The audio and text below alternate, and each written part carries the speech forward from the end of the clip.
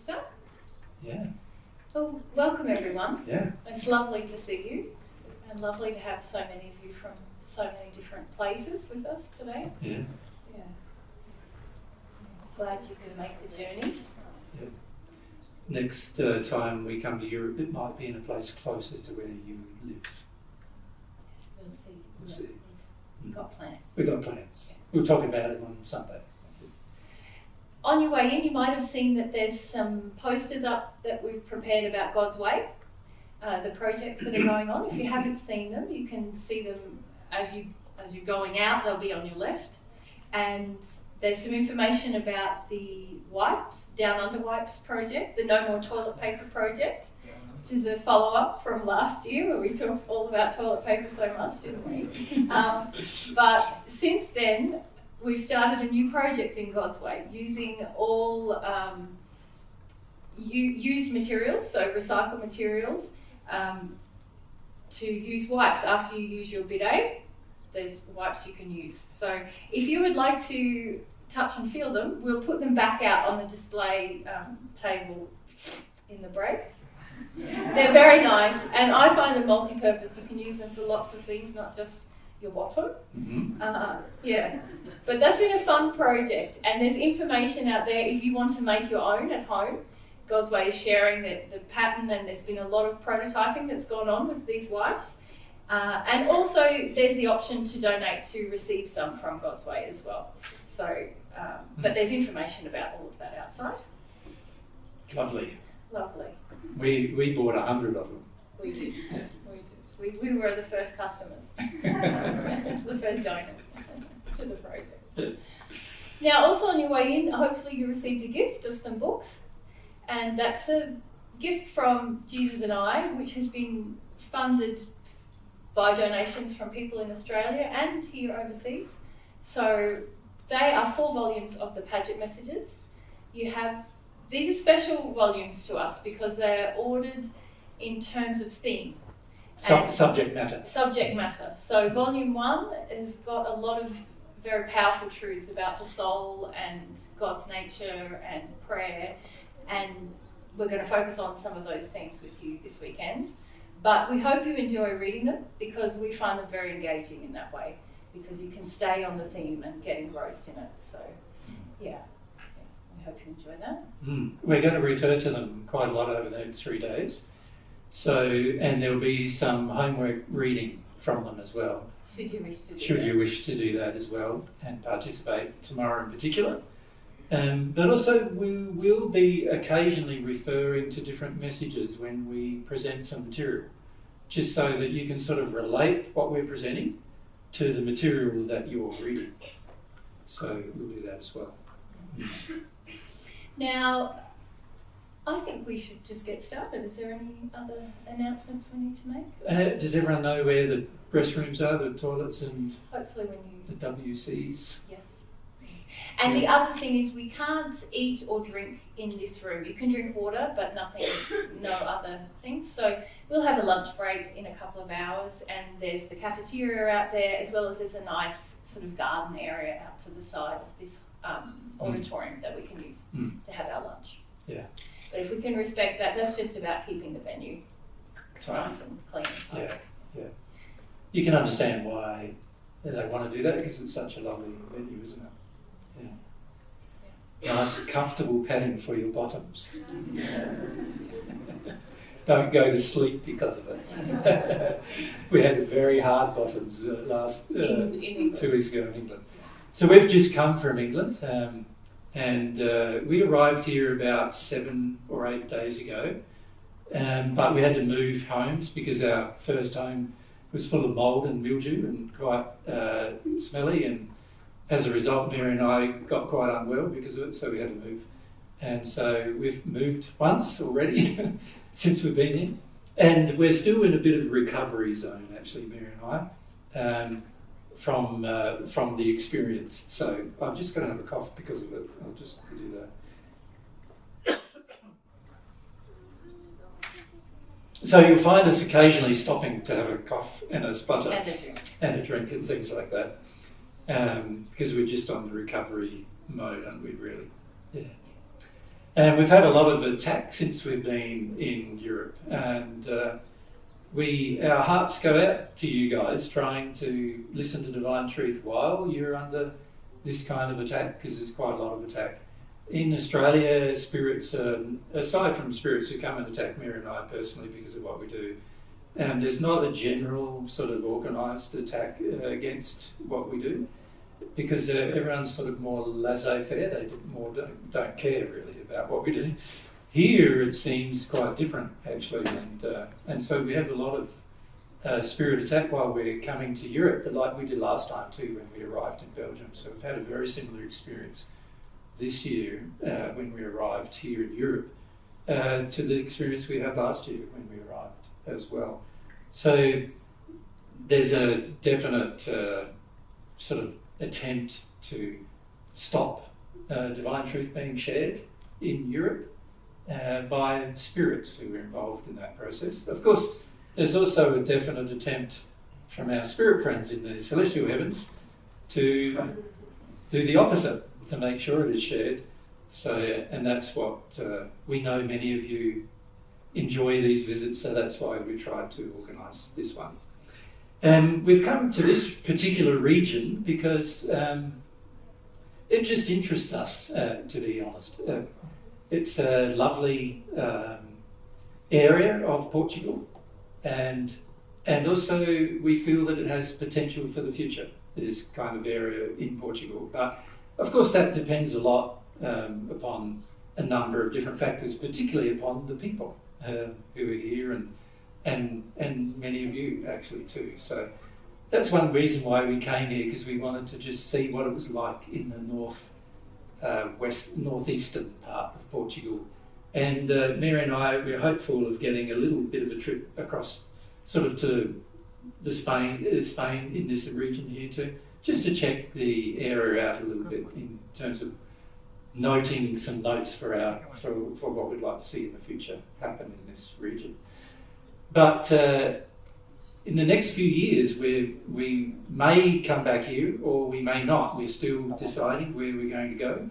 But at this stage, we're looking in 2026 and 2027. We'll discuss some things on Sunday with you about that, what plans we have. But we're hopeful of coming back into Europe again next year. So, and we're thinking at this stage that it will probably be Germany, France, and here. But we're still in the planning of all that, aren't we? Yeah. So that's why we're here. We thought we'd give it a stab and just get the feel of the place. Is the idea, and we also did have a bit of a struggle to find venues who would have us, and also venues that were suitable.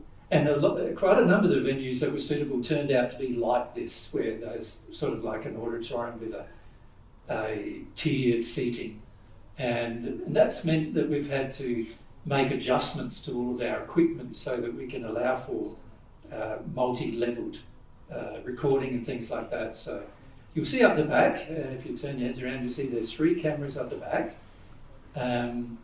Those 3 cameras on the stem, they are aimed at Mary and myself and the board, so we're hoping to provide videos of these events this year.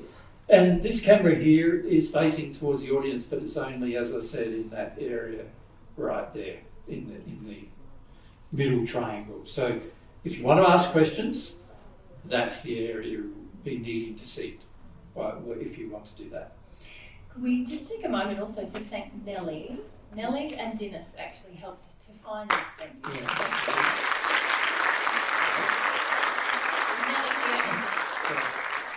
There's also been quite a lot of things going on behind the scenes to get us organised and things like that. So we'd like to thank all of those people. And there's Rui is here, has been helping us. Rui's been helping us a lot. I've sent a whole heap of equipment to Rui. We've had all sorts of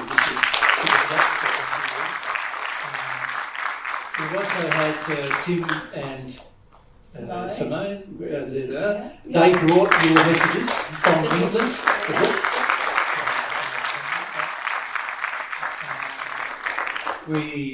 we had to order them in England and then somehow get them here. And so it was a van full, the books weigh about 400 kilograms or thereabouts, so we needed somebody with a van. And so those guys brought them in a van all the way from England. What you've got in your head by weight? By 100 is what they had to bring. Yeah, that's right. So that was good that we had that option. It was very hard us getting copies here to Portugal in terms of import. Import in Portugal we've found is very hard. And there are a lot of fees, and they ask you for fees on almost everything you do, and it's quite. We've had all sorts of issues trying to just get the basic of equipment here. So some of the equipment has been brought by people. One of those persons is Nicholas. Thank you. Where is Nicholas? There he is. Thank you, Nicholas. He brought some gear from us from Australia via France to here. It was the only way we could sort of get it here. And then Rui has been, when we arrived in Portugal, we met up with Rui and he offloaded all the stuff we'd sent here beforehand. So there's a whole heap of equipment that we sent here beforehand. Yeah, and Pierre also did some And Pierre brought down the whiteboard for us. Yeah. Thank you, mate. Yeah. That Jesus has put an enormous amount of logistical arrangements to get equipment into each country that we're going to this year. Yeah. Because we're videoing this year, you'll see there's new camera stands and mounts and things that we can't travel with. We're travelling with all the video and audio, the key equipment, but stands and speakers and mounts and all toolkits, they've all had to be shipped individually to all these different countries and managed. So Jesus, and figured out initially what we need where. 5 different locations. Cables and land cables and. So there's actually a cable going from this camera all the way along the auditorium, all the way up the side there. You can see it poking out a little bit in the corner. And right across to those cameras up there. So I had to buy a long enough cable for the auditoriums we were going to use and things like that. And we also had to find a way to reel it so that it wasn't really unwieldy to do with. So there were all sorts of logistical difficulties. It was quite the feat. Yeah. It's taken us 6 solid months, to be honest, to organise there's 5 events we planned, 4 that we'll be doing on this trip. So, and that's enabled us to be able to bring. We condensed what we had in 2 bags last trip of audio. Now we've got 1 bag of audio and 1 bag of video. We travel with wherever we go. There's nearly 1,000 bits of equipment that we travel with that condense into those 2 bags. Or really it's 4 bags plus a bit. And we have to have an equipment passport for all of those now as well. Yeah, so it's good to get it all underway though. There's a system in place now. We know a lot of things, so hopefully it's repeatable in future years with much less effort. Yeah.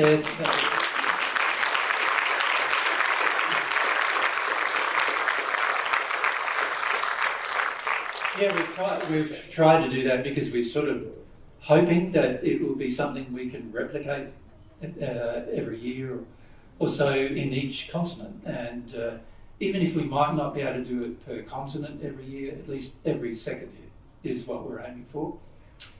But that means that there has to be equipment in each location, and so we're actually looking at things like maybe even getting a van or something, because to get to different places in Europe, it's once we're here with all the equipment, it's really good if we can just drive around from place to place, and that would be fun. Yeah, so we're thinking of doing that.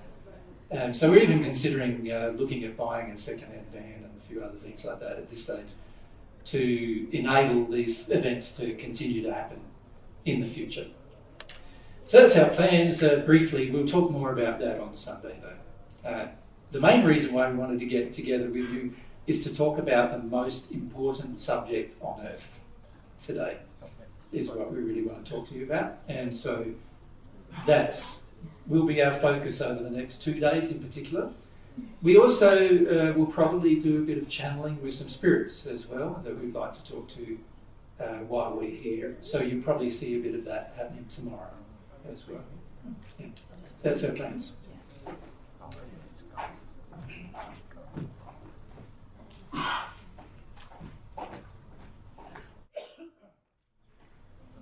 Okay. Okay, take it away.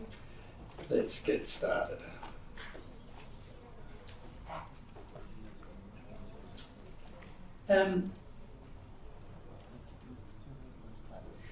The thing I would probably like to start with is I'd like to start with the most important personage in the universe, really, and that's God. I'd like to talk to you a little bit about God's character and God's nature and the difference between God and humans. There are ideas on earth that say we are all a part of God, and that's a very common view, even amongst the many religions, that we're all that God's essence or a part of God is within us. And what I'd like to do first is discuss these matters from a point of truth with you, so that we can introduce the subject that we've been that we'll be talking to everybody about while we're travelling, which is about prayer. So the main topic is still going to be pray for God's love. So that's the main topic of this discussion. But before we talk about that, I would like to talk about the relationship that God has with humans and what God designed, the truth of the design. So if we can think of God, so I'll put God over here as a soul with masculine and feminine qualities, which we've discussed with many of you before. So God has attributes, you could say characteristics, and it's very important to grasp what those characteristics are and how much they are different to many of our characteristics as humans.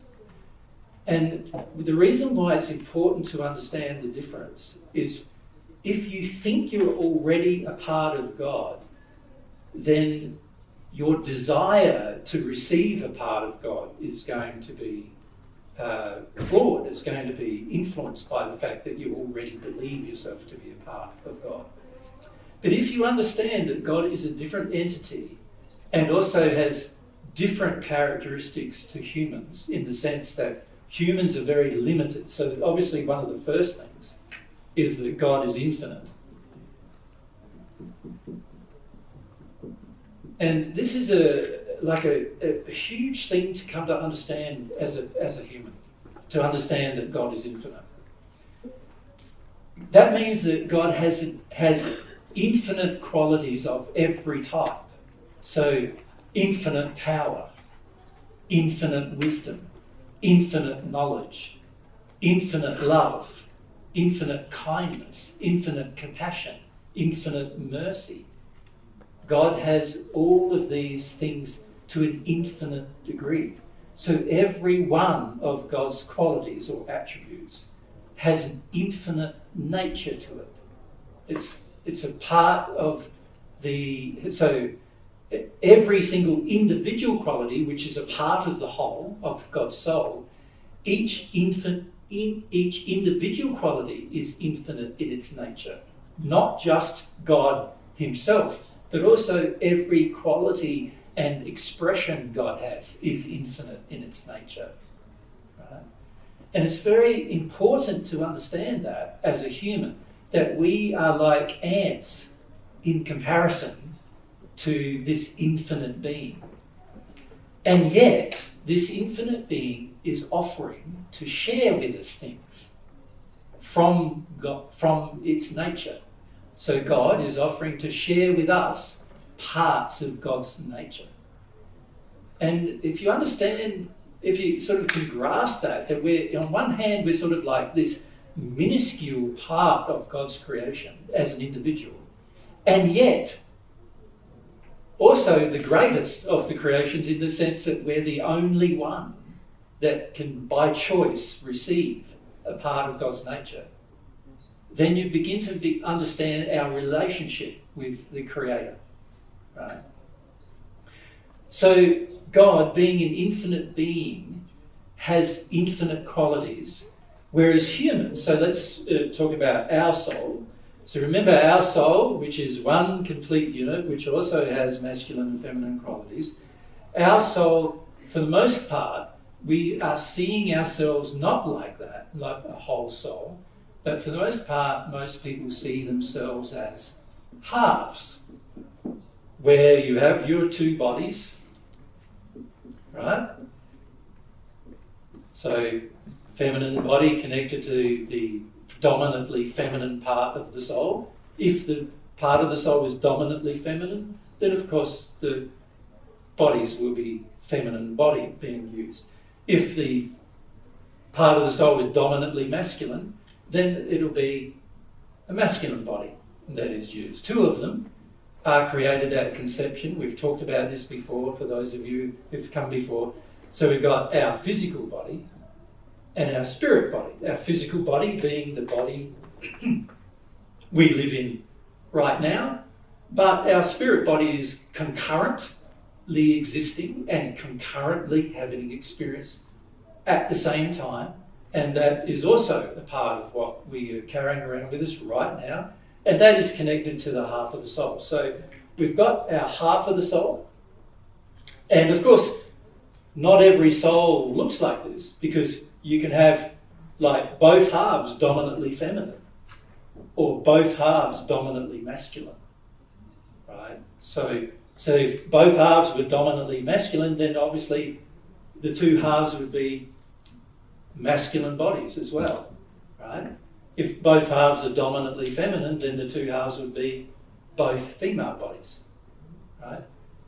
For 90% of the souls, there's an even balance between masculine and feminine. And in those cases, you get this arrangement. Now, this has been created in the image of this. So we have been created in the image of God, in that God is a soul, and his creation of us is soul. We are soul.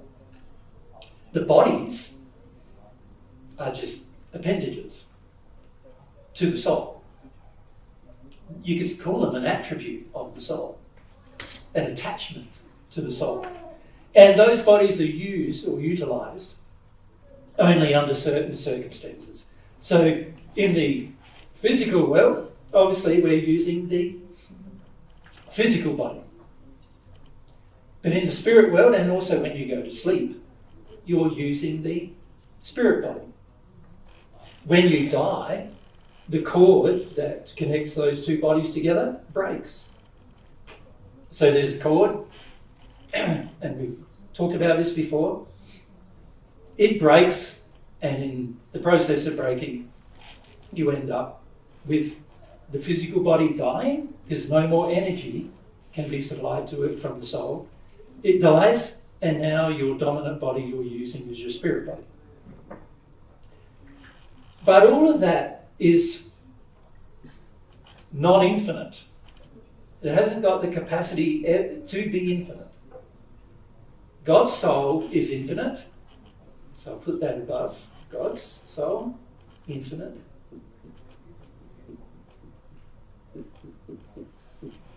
All right, God's soul is infinite. This one is finite. In its natural state, it's been created with limitations. You have a limited intellect. You have a limited understanding, a limited knowledge, limited love, limited kindness, limited compassion. Limited not just in your sinful state, but even in your perfect state, you are limited. In a completely perfect state as a human, you will remain limited. And when I say perfect, I mean perfect without any part of God having entered you. Right? You will remain limited. So the biggest issue or point of contention that spirits have when they're thinking about the makeup of the human soul is they're still concerned about the limits. So even in the sixth sphere of the spirit world, there's a lot of spirits talking about the limits that they have, the limitations of understanding, of knowledge, of compassion, of love, of influence, the limits they have of all those things are quite high. Even though they're perfect, the perfect being has been created and designed with those limits, and those limits are a part of the human, you could call it the human design. Now, even though there's limits, the design was perfect. So don't confuse perfection or imperfection with limits. When you have limits, you can be perfect in those limits, can't you? If you think about if you designed a vehicle, it has limits. So let's say a vehicle with wheels probably has the limit of driving on a road. Right? As long as you use the vehicle for the purpose of driving on a road, you probably never exceed its limit and it will last a long time. As soon as you try to drive in the air, fly off a road, you will encounter major difficulties. The vehicle will crash, as we call it, and be potentially destroyed because you've exceeded its design limit. In God's universe, humans can't exceed their design limit. It's impossible to exceed your design limit without there being some kind of external influence upon you. So, we have been designed with these limitations. Now, in the books you've been given, the Paget messages, just put a marker, if you can get the first volume out, volume number 1.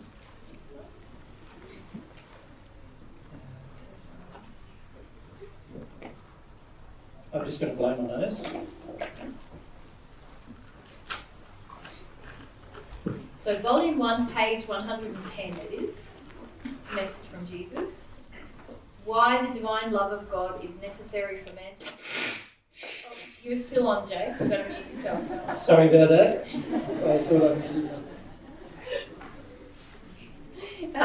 Why the divine love of God is necessary for man to possess, in order that he may become at one with the Father and an inhabitant of the celestial kingdom.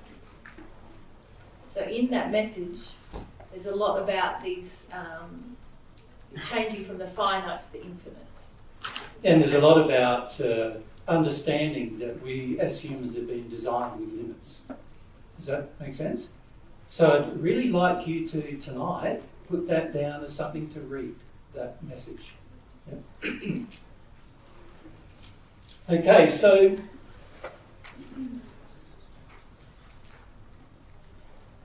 we've got the infinite God with infinite qualities who created this finite being. Man. Sorry, I'm just...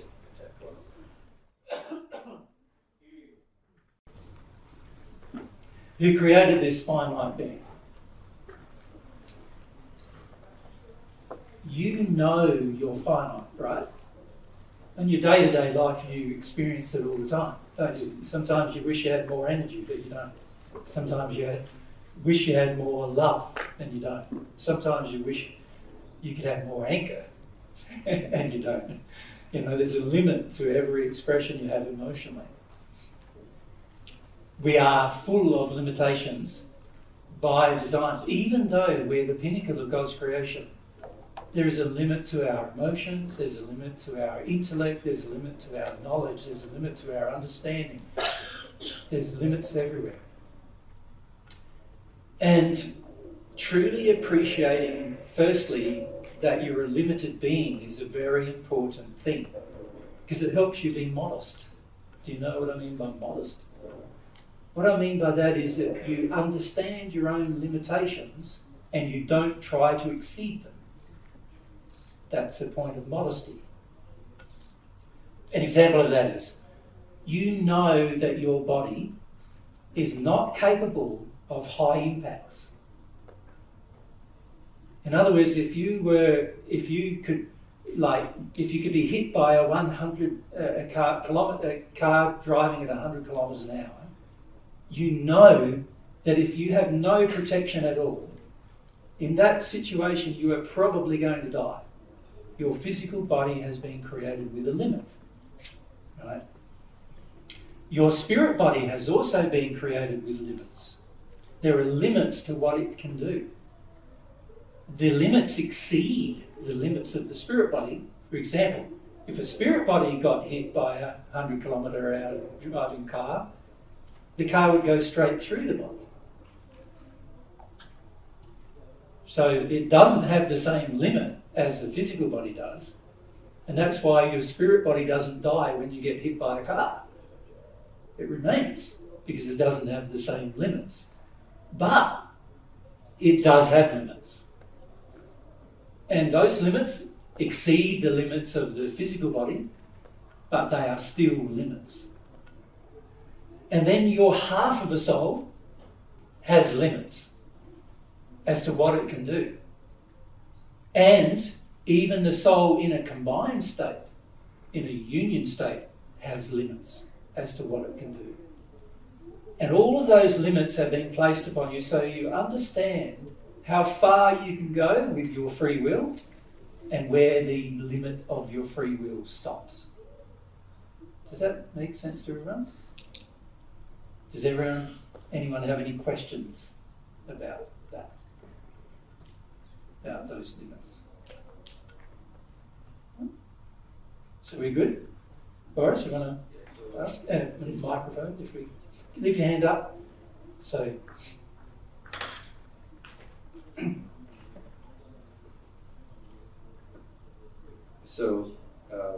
the question is, as you progress, your soul progression, your physical body also increases its potential for limits? Only slightly.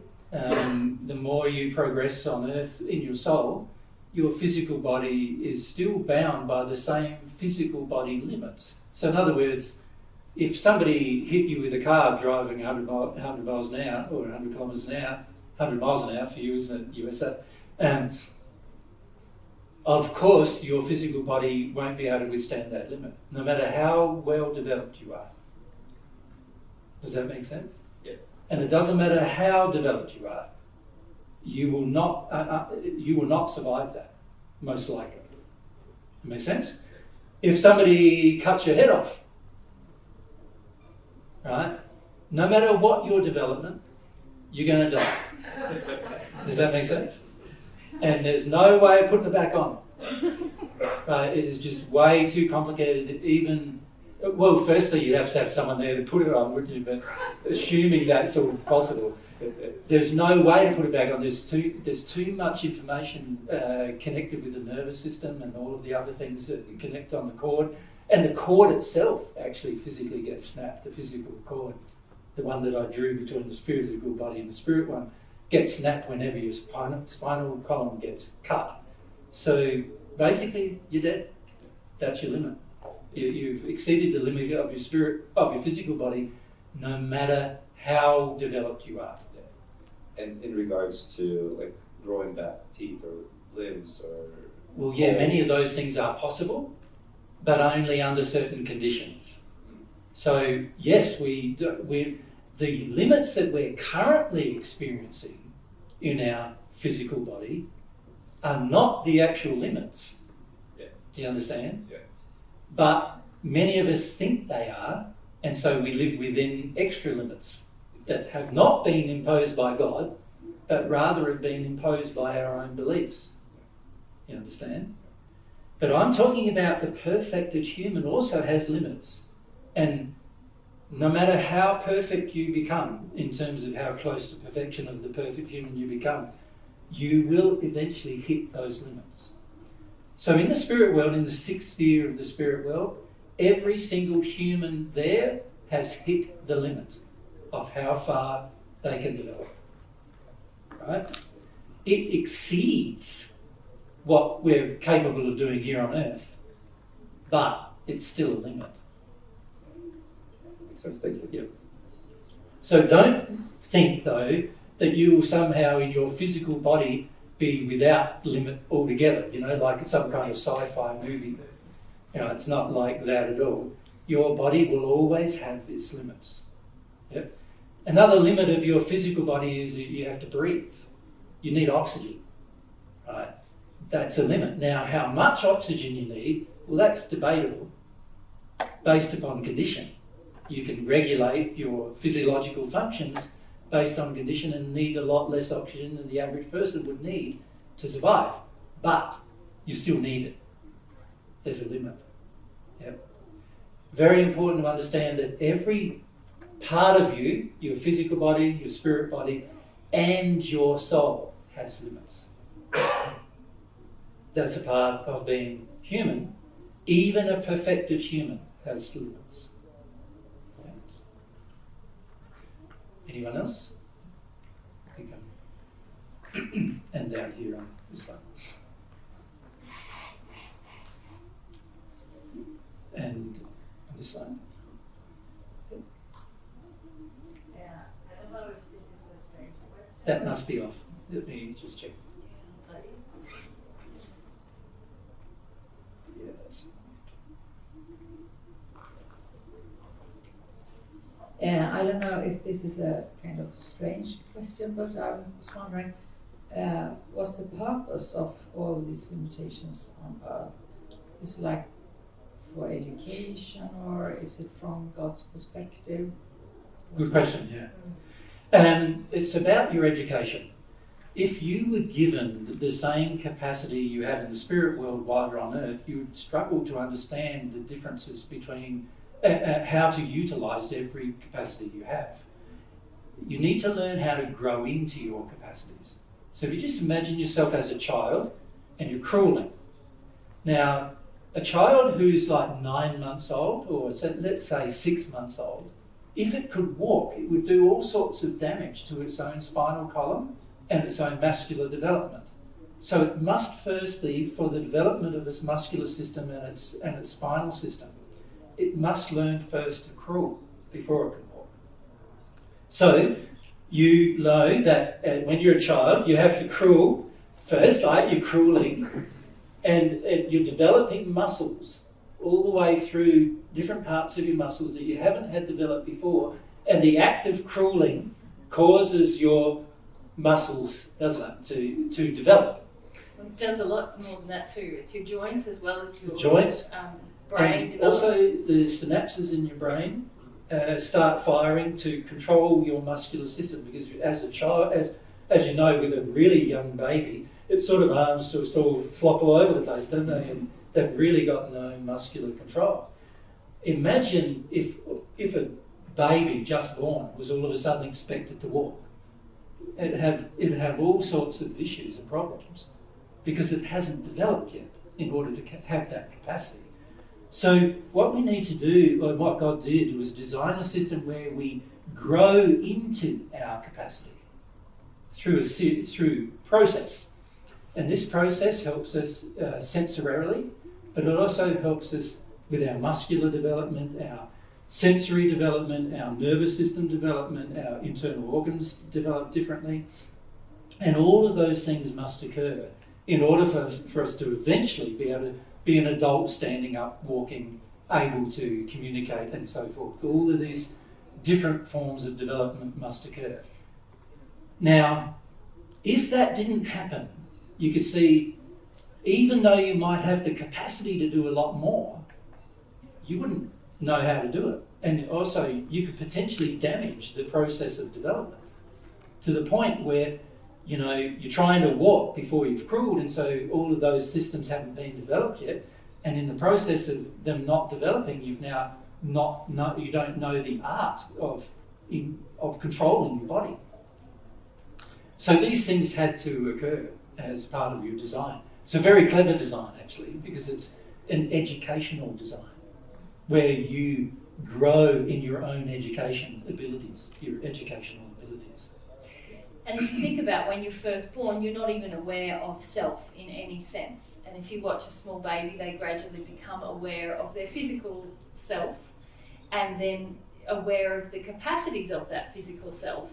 And all of that is about God's process of us coming to understand I'm an individual, different from others, and I have a will that controls firstly even just this physical body, and there's action and reaction cause and effect, even just based on how I use my physical body. And then if you think about the way you move through your life, then as you mature, you come to understand that, oh, it's not just my physical actions, but it's also my words. Now I start to talk. My words are a part of the expression of my will. And we come to feel that our emotion exists and that it's separate from somebody else's. And all of these are very important parts of our development that prepare us for understanding the even greater and greater capacities of our will. So in a way, the limitations are there to help us to gradually work into this process of knowledge and understanding of our free will and ourselves as separate entities, if you like, which eventually we come to realise, well, we're one half of a whole entity.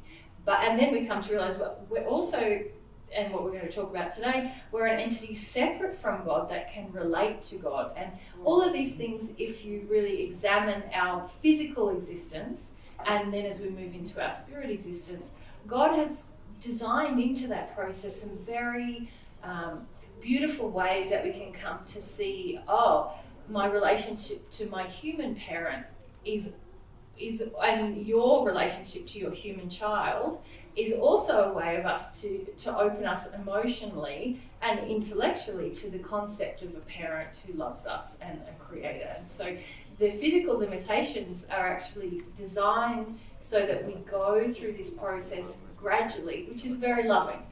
God doesn't overwhelm us with everything all at once and then say, and you're responsible for everything that happens. In a way, the limitations help us to regulate our will and learn about love. It's a part of God's mercy. In our earth-based existence, the limits actually limit how much harm we can do, which is actually quite merciful as well. Yeah. Imagine if you didn't have those limits, what kind of harm you would do without knowledge. Even to yourself. Yeah, it would be quite extreme. Many of us, don't realise that actually loving limits are a great way for somebody to learn the structure of a system. Yeah, and this is why, as parents, it's very important that you put loving limits on your own children for the same reason. Yeah. Thank you. Good. Basic question, maybe too basic. There's no such thing. Is there a real limit of the physical body length and capability to have eternal life? And well, the physical body was not designed for you to live forever. And do we have any knowledge or information how long it can last? Yes, historically the physical bodies lasted up to 969 years.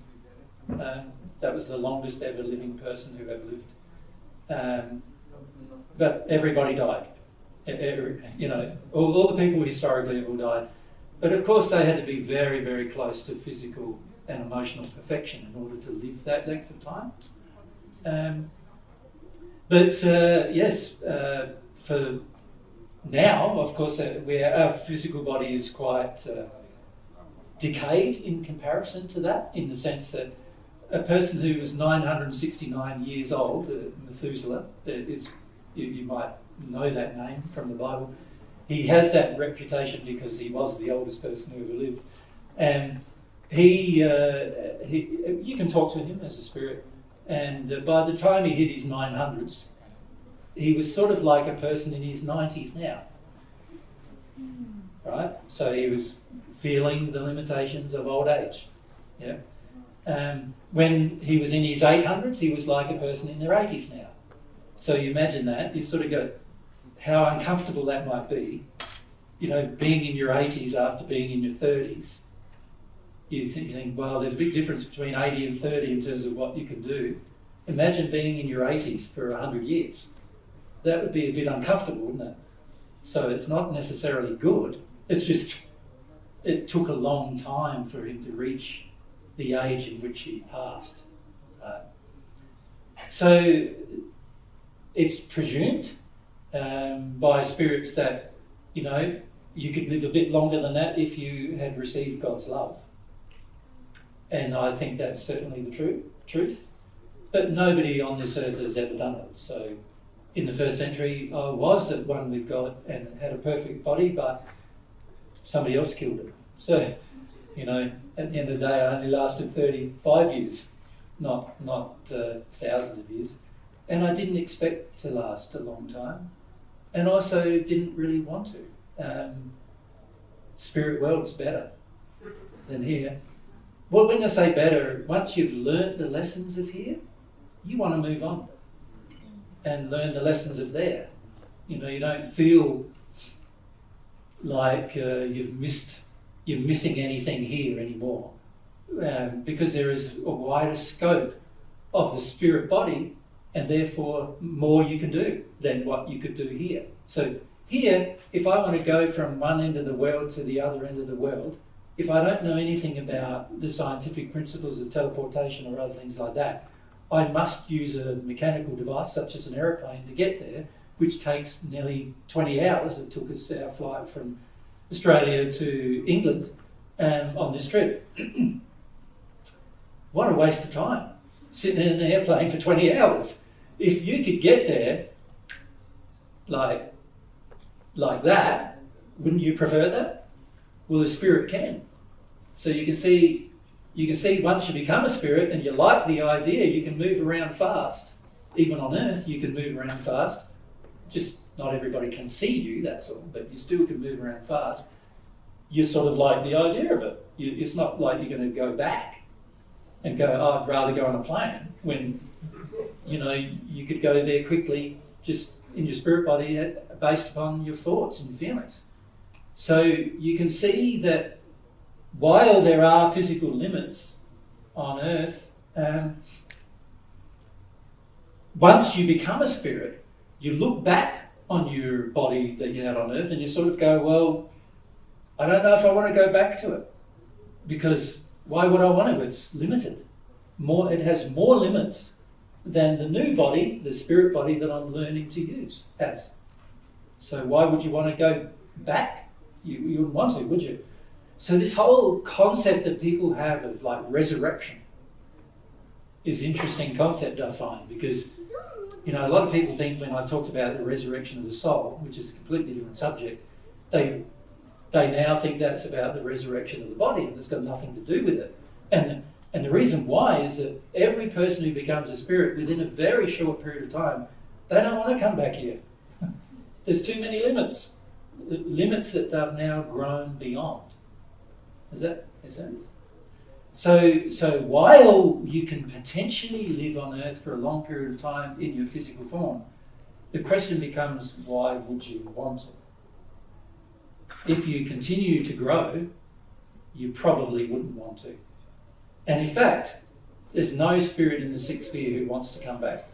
There's even spirits in the sixth sphere who believe in reincarnation and they don't want it to be true, because they don't want to come back.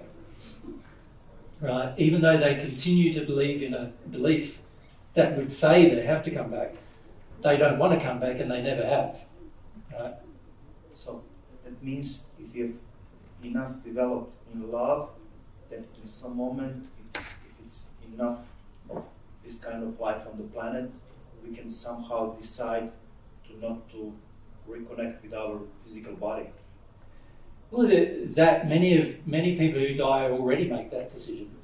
So many people who die in their sleep, for example, have chosen just to not come back to their body, and that's why they die in their sleep. They're away from their body, they're experiencing other experiences, they don't really like their experience on earth anymore, and so they just choose to not come back to their body. And so they don't. And so they pass because of that reason. So many of us are very attached to our life on earth, aren't we?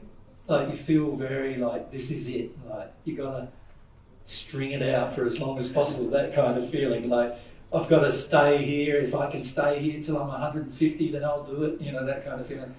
But once you truly have grown from a spiritual perspective and understand the potentials of the limits of each body, you start, by the time you're 150, you're going to be going, I think I'd prefer to be somewhere else using a younger body, without as many limits. Yeah. The main thing that keeps us to Earth, or bound to it, are the things of Earth. So an example of that is like if I pass, then the person I'm with, so Mary, will probably be thinking more of passing after them than before them. Or I, as a spirit, wish I could be back on Earth because I want to be with Mary still. I might have that thought. Of course I can be, but she doesn't know. She might not know. If she hasn't developed her senses, she might not know that I'm there. And so that could modify how I view it all. Does that make sense? That I could say, when I passed, I might not be happy because all the people I know are still on Earth. And this happens a lot when you're young. So when you're in your teenage years in particular, when you pass in your teenage years, a lot of people stay earth-bound for a long time because they're not happy about exploring their new life. They want to go back to their old one. But it's very important to understand, for the point of this discussion, that we have been designed with limits, and even each body has its own limits. Even each body has its limit to its design. And we are limited humans exploring this vast universe. It's amazing, beautiful universe, which we're exploring, but you will not be able to explore all of it in your physical body. I know they want to, go to Mars.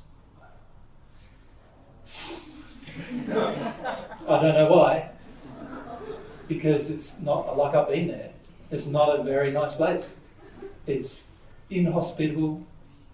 The temperature ranges far exceed the physical body's ability to survive. Obviously, there's no oxygen either, which doesn't help very much. But no water, there's no plants, animals, birds, trees, green. All the things that bring you joy in this world, there's none of it there. You'd be living in a created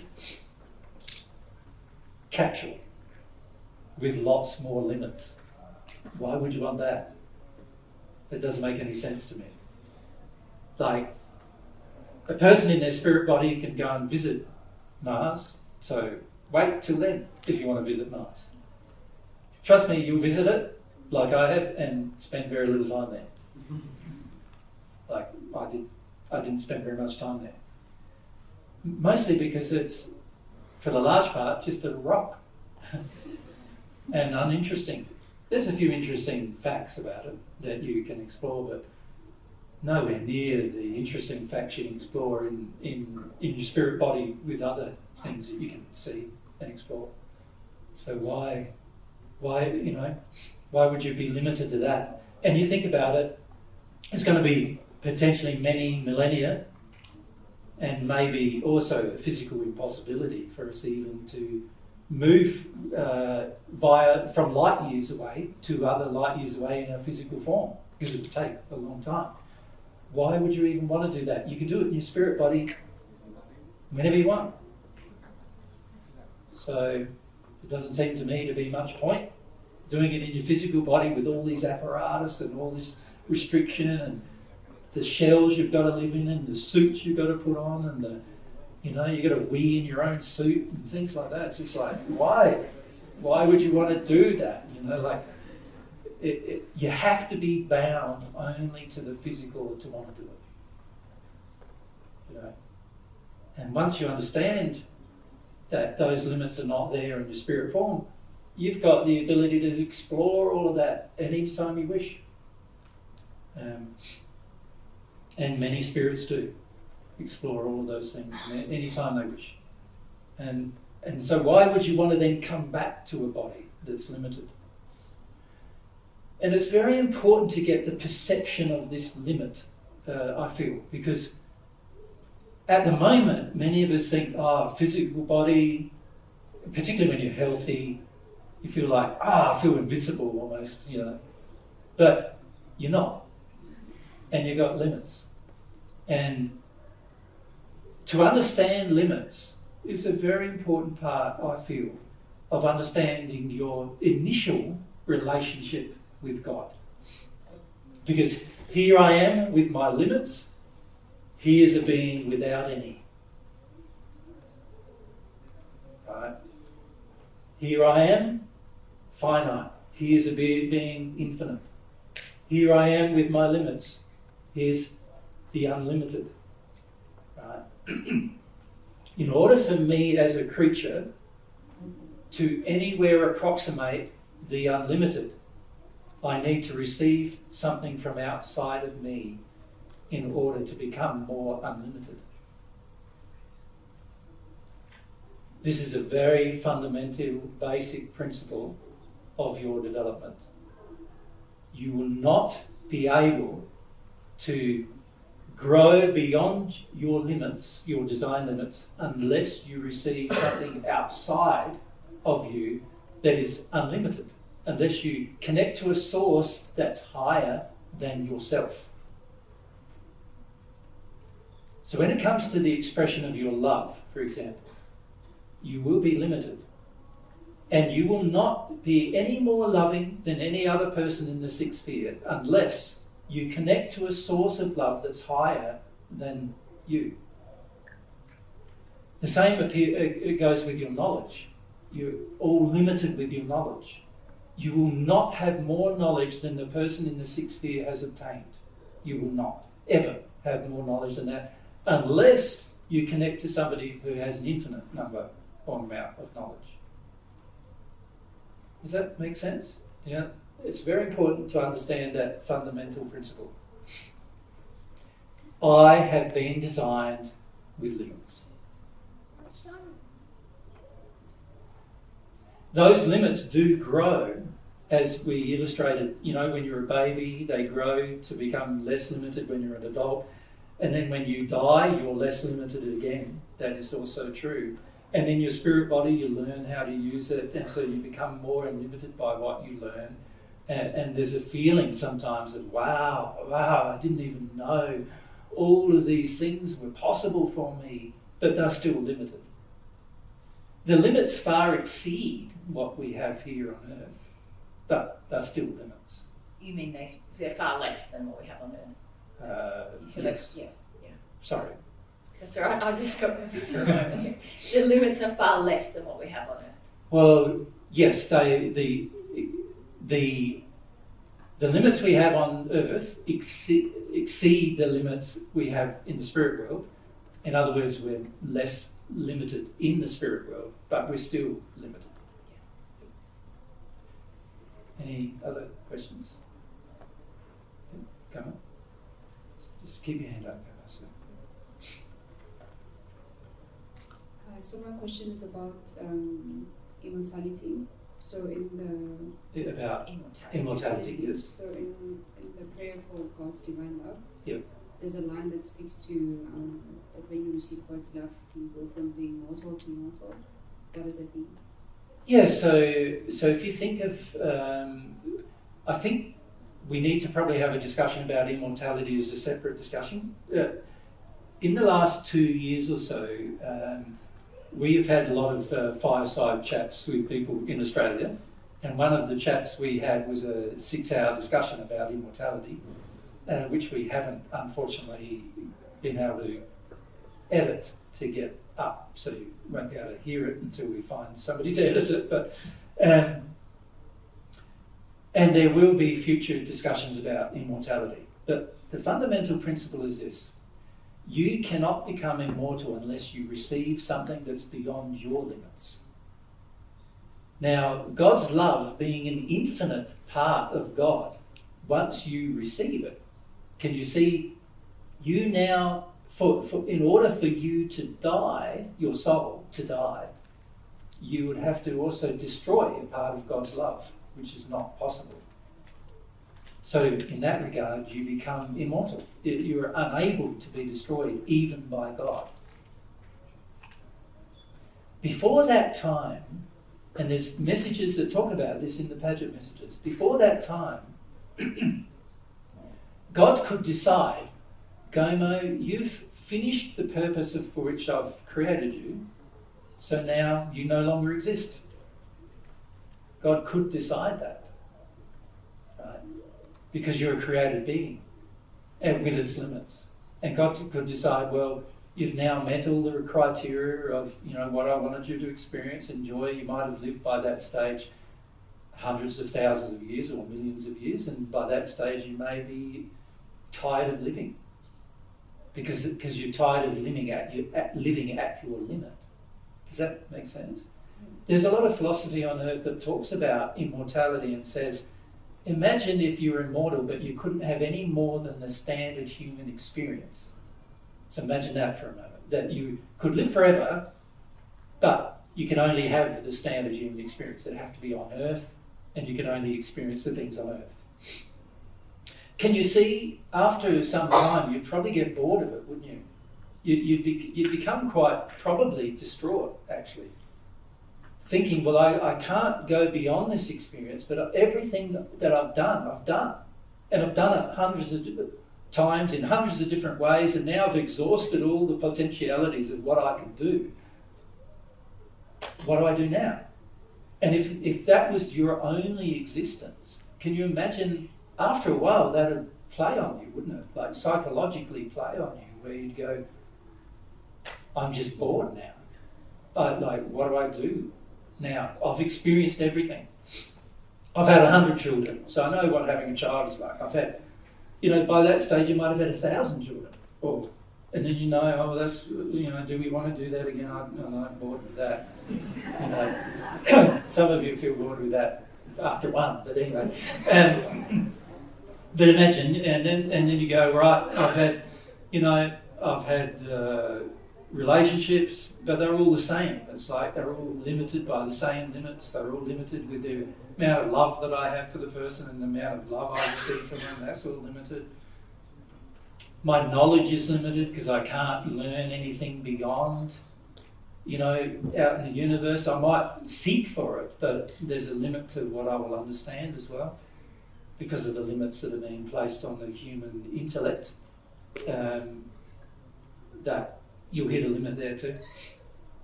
So what do? After a while, can you see, you'd be very, almost distraught with your boredom. Yeah. So of course God created the spirit world where there's less limits so that you can go there now and experience all of that.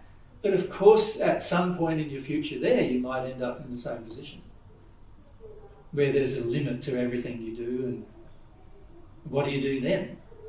There's a whole heap of things you can never understand. There's a whole heap of things you'll never be able to fully appreciate because there's a limit to your intellect to even understand it. And there's a limit to your emotional capacity to experience, so that everything will feel like unfulfilling after a while. And this is how many spirits we've met in the sixth sphere feel. They feel unfulfilled. Even though they have a far better life than you can imagine here on earth, they still feel unfulfilled. The only way to get from that limited state to the unlimited state is to receive a part of the infinite. Immortality is the process of receiving a part of the infinite. Right? Once we receive a part of the infinite, now we have this beautiful, unlimited scope of our development. We can receive more and more of the infinite, and therefore the finite limitations with which we've been designed no longer apply. We've now been transformed from a normal person, a human, to, you could say, a divine person, a divine human, a person now who has a more tendency towards the unlimited, towards the infinite.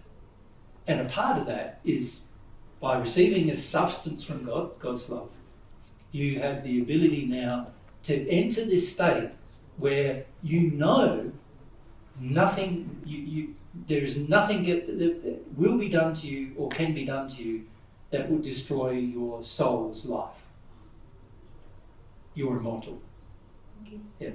And because you're always receiving more of the infinite, your capacity to understand and grow and change and think and feel all grows. So now you're not limited by your emotional expression anymore. You know that all you need to do is receive more of the infinite and your emotional expression will grow. And you know that if you receive more of the infinite, your intellect will grow. Your ability to understand will grow. Your ability to do things will grow. And this is the difference between receiving God's love and not receiving it. Thank you. Tim? So if we receive God's love one time, say we ask for it and we receive it, does that mean it's inevitable that we become immortal then? Yep. Okay. Yep. How long it takes will depend upon your desire to receive more. But now, when God's love is in your soul, it's impossible that it can be erased from it. Right? So yes, it is guaranteed at some point in your future. How long that takes, I've seen many take 2,000 years. So it might take a while. But how long it takes will depend upon your desire. Your sincere desire, your longing. And we need to talk about sincere longing, don't we? Because that's a part of praying for God's love. But what I'm trying to do first is set the scene. Do you understand the importance of God's love to you? Yeah. Most of us haven't given a lot of thought of how important it is to our future.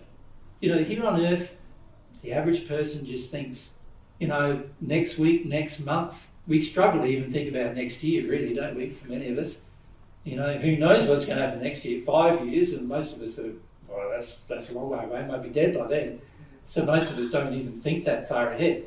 But a person who truly appreciates the difference between their finite self and God, the infinite being, will have a lot longer term future outlook than that. And the primary driving force for your future won't be what you can physically achieve, won't be what you can physically do, it won't be what you can physically build or create or any of those things. It'll be your relationship with God, knowing that that is the thing that's going to bring the infinite to you. Yeah. This is a part of the benefit of the relationship with God. Is bringing the infinite being God is to you. Yeah. It's an amazing opportunity when you think about it, isn't it? Because before this opportunity, men and women on earth lived for tens of thousands of years in a limited state.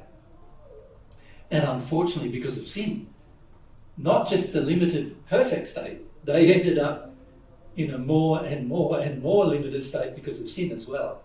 Right? So we ended up with not just the perfect imposed limits, but now self-imposed limits because of our sin also got imposed. And so most of us now have little concept about how limited we are as beings, right? And when you talk to a sixth-sphere spirit, of course he has a concept of how unlimited a sixth-sphere spirit can be, but he also knows, after time, he also comes to see that he has limits. And limits is what creates boredom. You understand? With the limits, you're going to become bored with your life. That's a natural consequence of limits. Is that eventually you get to the point where you go, I want there to be something more. What more can I experience? And this desire for the something more is something that is going to help you connect to God potentially. Because the only thing that is more than the perfect human is the infinite being that exists, that is our creator beyond that.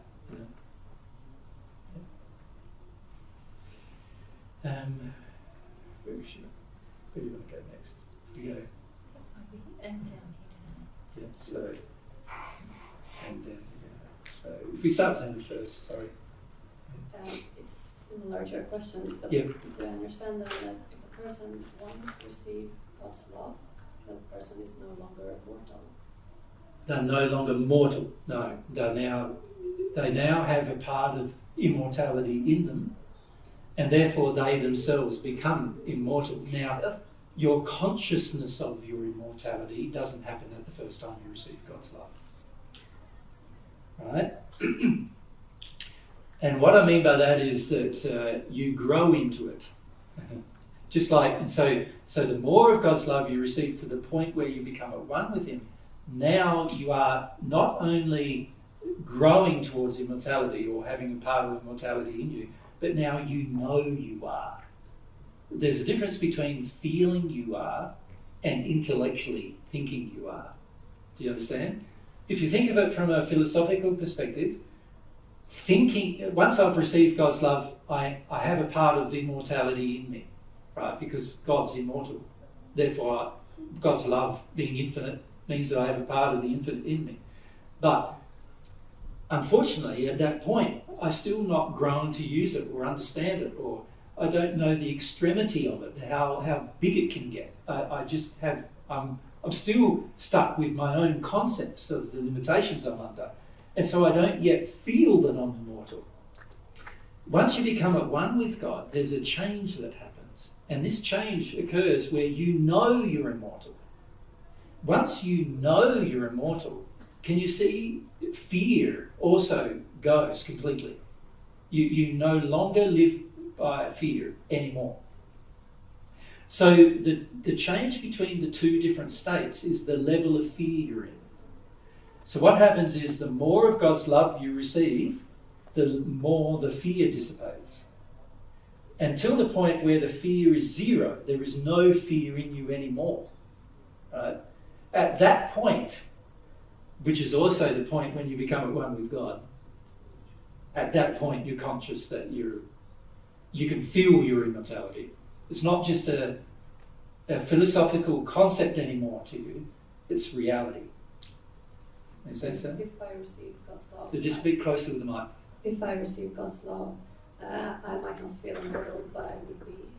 You will be immortal from that point, but you won't be conscious of it until you become at one with God and all of the fear has gone.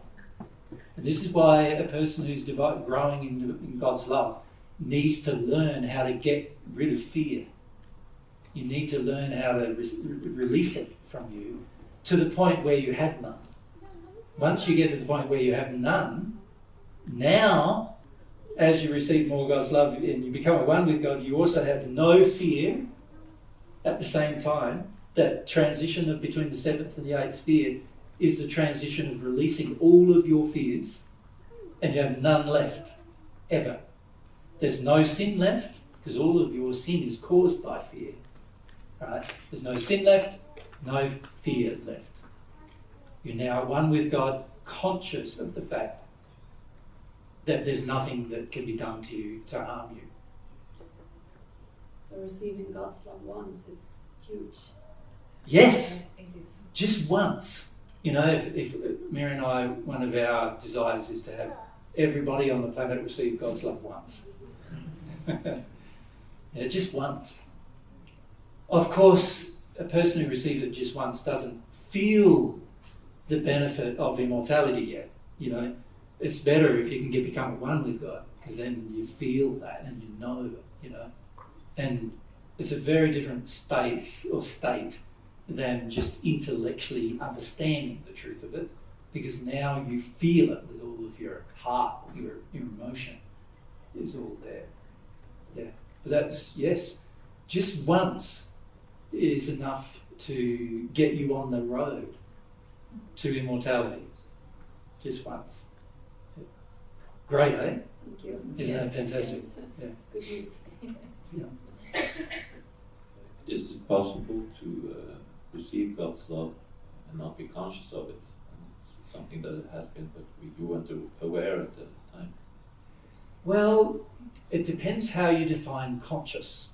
And this is something that we also need to discuss. So let's sort of look at what it means to be conscious. your physical body, as we pointed out, we also pointed out this in England, your physical body has a brain. But that's not actually your mind. Your brain, the functionality of your brain is to communicate with this body using the spirit body's mind to communicate with this body. In other words, the spirit body mind controls through the functioning of the cord, the silver cord that snaps when you die, controls the flow of information into your brain, and your brain's primary purpose in your physical body is actually to function as a controller of the body. That's its primary purpose. The mind, which belongs to the spirit body, refers a lot of intentional information to that brain. Right? So your mind is here. So you're thinking, this is where you're thinking, your thoughts go, and this is why when your physical body dies, you still remember all your thoughts. Because if your physical body died, can you see, if your mind was in that brain and that body died, can you see you'd lose all your thoughts as well, wouldn't you? Right? And in fact, I know philosophically a lot of people I know think that's what happens, but it's not. What happens is all of your thoughts are still stored in your mind. And also you have sensory experiences, and they're not even stored in your mind, they're stored in your half of the soul. So there's a whole heap of things which you could call the mind of the soul, which is different to the mind of the spirit body, which is different to the brain of the physical body. Make sense? So, where things get stored or how you view consciousness is going to be based upon where you are dominant. So if the mind of your spirit body is dominant, right, and you think that all of your thoughts and all of your intentions and all of your feelings and all happen there, which a lot of people and spirits do think that is true. Can you see? The soul remains unconscious. So if we define consciousness as the soul being conscious of its surrounding, conscious of its abilities and experiences, its attributes and its characteristics, almost everybody who lives on earth is unconscious without that consciousness. They don't grasp where the soul, how they can exist in their soul. Does that make sense? So for most people, almost everything they think and everything they think they feel, because a lot of times they think they feel rather than feel, right, happens in the mind of the spirit body, right? In that state, from God's perspective, you are unconscious. Yeah. In the Paget messages, we refer to it as having a dead soul. Do you see what I mean? Because the soul's, the functionality, the characteristics and attributes of the soul are so shriveled up, it's like you're living life without a soul. So people who become very intellectually dominant on earth, when they arrive in the spirit world and they start recognizing that they don't know how to have a feeling, they then realize and they start to believe that they don't have a soul, because their soul is so shriveled up with its attributes and its characteristics and the knowledge of using it that they don't know how to use it. So from God's perspective, the mind that is conscious is really the soul's consciousness. From many of your perspectives, you think you're conscious when actually you're living in the mind of your spirit body, and that is not consciousness. That's intellect, and there's a difference between intellect and consciousness. Now, in the Paget messages, we refer to this dichotomy where you have a person who's very much in their intellect, but in their soul, it's like they don't even know what their soul means, and they can't feel themselves. They can't feel how they really feel. And many of you, when we first met you, were the same, right? Where you didn't really know, you weren't even conscious of what you felt. Right? It's only after developing over time that you start developing some of the attributes of your soul, that you start understanding what you feel. Now, this is very, very important to understand from the aspect of praying, because prayer doesn't come from your mind and your spirit body. Prayer comes from the mind of the soul. It comes from your soul. Right? So unless you understand what a prayer feels like, you're not going to understand how to pray. Right? You're going to use techniques that are intellectual in their nature, trying to pray, but nothing will happen because God's soul responds to your soul's consciousness with regard to prayer, not to your mind. Does that make sense? Yes. Did that answer your question? It brings up a lot of other questions now, doesn't it? Yeah. This is the beautiful thing about truth, isn't it? That you ask one question, you get an answer, you go, wow, now there's 2,000 other questions now that I want to ask. But you can see from a perspective of way of discussion, what we're going to have to learn how to focus on is what is our soul. Can you see that? What does it mean that I feel versus I think versus I have an intellectual brain that can, not just a brain, but a mind behind the brain that can determine what to do and think things. What's the difference between how that feels to use my mind versus how it feels to use my soul's mind?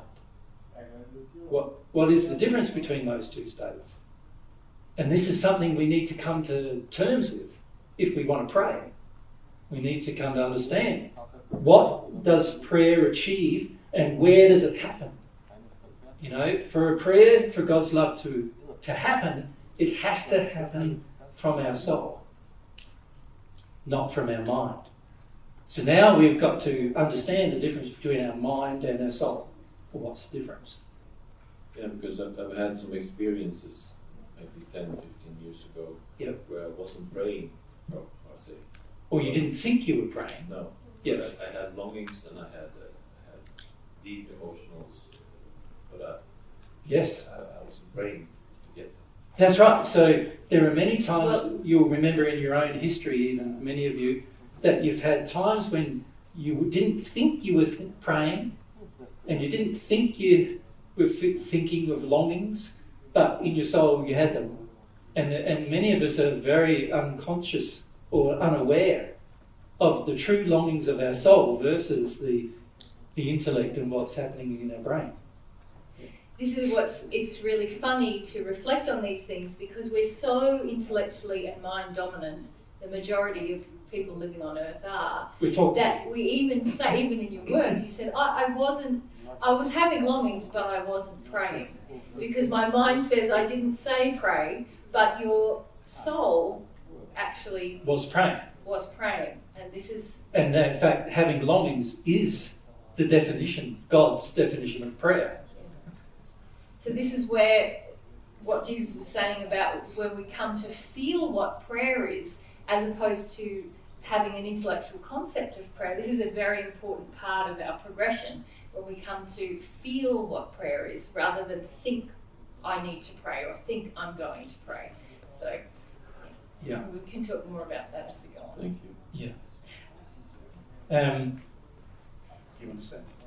I just thought it would be nice to define what prayer is at this point. Well, are you ready? I want to focus a little bit more upon this idea or concept of the separation of the person into its constituent parts. What I generally find talking to people is that most people are listening to what we're talking about in their mind. So they're very analytical, you know, and you've probably done that right from the beginning. You heard Divine Truth, right, where you listen to a few videos and you're going, oh, but he said that here, and what about that, and maybe there's contradiction here. But all this is going on in your mind, where you're analysing and determining and working it out and trying to determine what's being said and trying to determine how you understand that in your mind. Right? All of that, while necessary when you begin to listen to God's truth, all of that doesn't mean you're going to apply that from your soul.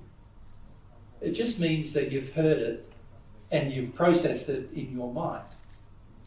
And your mind is not the conscious part of you.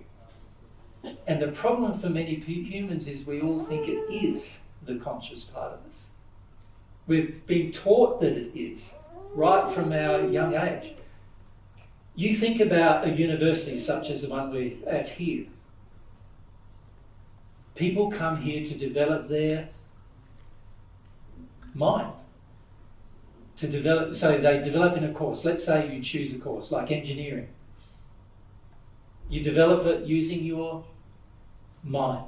You're educated in your mind. All the way through your childhood you were educated through your mind.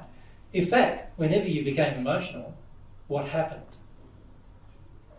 The majority of people who were educating you stopped educating you and said, you need to deal with that emotionally so we can talk to your mind again. Right? So all of us have been educated in our mind. This is the way this earth has been designed at the moment, not by God, but by humans, to have education with your mind. Jesus comes along and has a chat with you. He's trying to educate your soul, which is different than educating your mind. Most of you have no trust of your soul at all, your own soul. You don't trust it at all. You don't trust your own feelings at all. You don't trust your own emotions that come from those feelings and thoughts at all. You don't understand your beliefs at all and how they influence your soul. No understanding at all. Most of us start at that place because we've been educated away from that all through our life. So here I am, I'm trying to present soul-based truths to an audience who begins by not having their soul connected to their mind. So what do? Can you see, we have to do something with the mind to get it out of the way, don't we? We have to, and part of that is allaying its fears. So a lot of sharing of divine truth on earth, unfortunately for me so far, has been allaying your fears. Getting rid of why you want to use your mind all the time. And the average person then goes, he's just now focused on, controlling us using some kind of emotional control or whatever. I go, no, your true self is your soul. Your emotions, your feelings, your passions, your desires, your longings. These are attributes of your soul. You need to understand personally how to use them. I don't want to control them. I want to help you understand how to use them. Right? This is what God wants for you. Your true loving self is in your soul. It's not in your mind. Right? Your mind can express certain things that your soul feels, but the actual feelings exist in your soul and not in your mind. It's very important to understand the difference between that. And it's very hard to explain it unless a person has some experiences in their soul that then they realise they weren't thinking about them, but they had them. And then you start to understand, there's this aspect of myself which I've been fundamentally ignoring in my education, which is my real self, my soul. But I'm fundamentally ignoring it because I've been taught to ignore it. Right?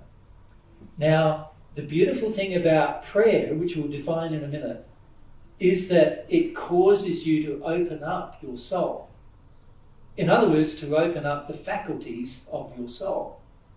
So not only do you have the benefit of receiving God's love, but you also get the benefit of opening up the way you feel, changing the way you feel, not the way you think. The way you think will change over time afterwards. It's the way you feel that needs to change. if we look at all of our problems that we face here on earth, all of them relate to love, and love is the way we feel. So every war that's ever occurred is because of how people feel. Every bad relationship you've ever had is because of how you feel. Every thing that you can do, even your eating, is about how you feel. Isn't it, really? Like, we could just eat one thing, like something that has all the vitamins and minerals in it, I don't know. Is there any plant that has that design? No. The reason why is because God wants us to have variety, but humans someday in the future will come up with a manufactured food, they will, that they say will have every trace element, every mineral, everything you need to survive, and you can just eat that. And then they'll put you on a spaceship and say, that's what you're eating for the next 20 years while you get to Mars, or whatever. 3 years while you get to Mars. By the time you got there, you're going to be absolutely sick of it. As any astronaut will tell you, they're very sick of what they eat. So there you go. We've been designed to experience variety, but functionally, as we could construct something ourselves that has all the things that are necessary for life, right? But we won't feel very good about it. We won't enjoy it. Because the real joy of eating is how you feel. The taste mixed with the feelings, mixed with the pleasures of who you have company with, and so forth. That's the real joy. And after a while, you start realising how much we have detuned from all that. Detuned from our soul, purposefully. Many of us have done it because we've been taught to, but many of us have also done it because our soul got hurt at some point in our past. And instead of dealing with that hurt, we wish to compartmentalise that hurt away from our conscious mind. And in doing that, we became unconscious from God's perspective, because our soul is where the consciousness exists. Yeah. Very important to understand that using your mind is not the way to pray. So then, we're going to talk later today what prayer isn't. Because I think it's very important to understand what it isn't. But I think now what we need to do is say what it is, right? And it's really simple. The Paget messages say it all the time. Prayer is sincere longing.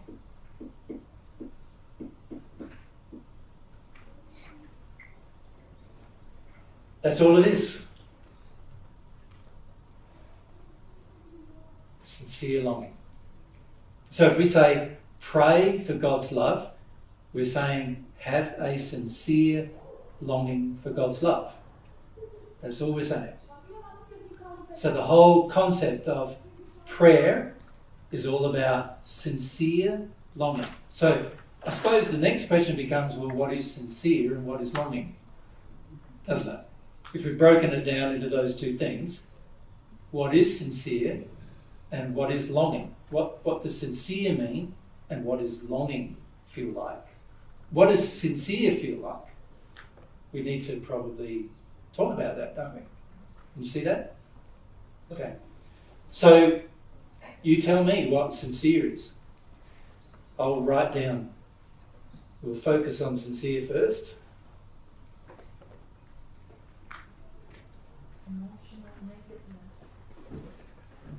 Yeah, that's probably emotionally naked. Naked, but when we say naked, we really. Oops. Let's use a mic. Sure. Emotional, honest, being towards yourself and others. So yes, honest. Very much so. In every situation. Yeah. So when we say we're honest, we're emotionally honest. So there's emotion involved in our honesty. You know, we feel the honesty. What's the opposite to that? Fake.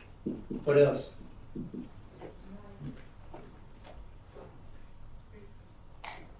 can't hear very well, so I'm going to need the mic. Yeah, you're going to have to speak louder or use the mic. Yeah. Yeah. This auditorium suppresses all of the sound. So. Yes, it's quite. So, yes? Without sin? No, with the mic. Yeah. Without sin? Sorry, without sin? Yeah. No. You can have sin and still be honest. Yep. Franz? So there came up two aspects. Like one is Closer with the mic and yeah, louder. one is accepting what is. So even if I'm in a denial and while I'm accepting it, oh, something can change. And what then happens is that I get into the experience with more of my whole being. All right, so what are you saying sincerity is? Like a synchronicity of my experience or being on different levels. So it's your Including emotion myself. agreeing with your intellect. Yeah, or actually I would say it's even the soul having the experience, and later on it might hit the intellect. Sometimes I'm experiencing something like that. Yeah, but now you're getting quite technical, but we just need the definition of sincerity. What is it? Feeling it from my heart. Okay, heartfelt, yes, is a...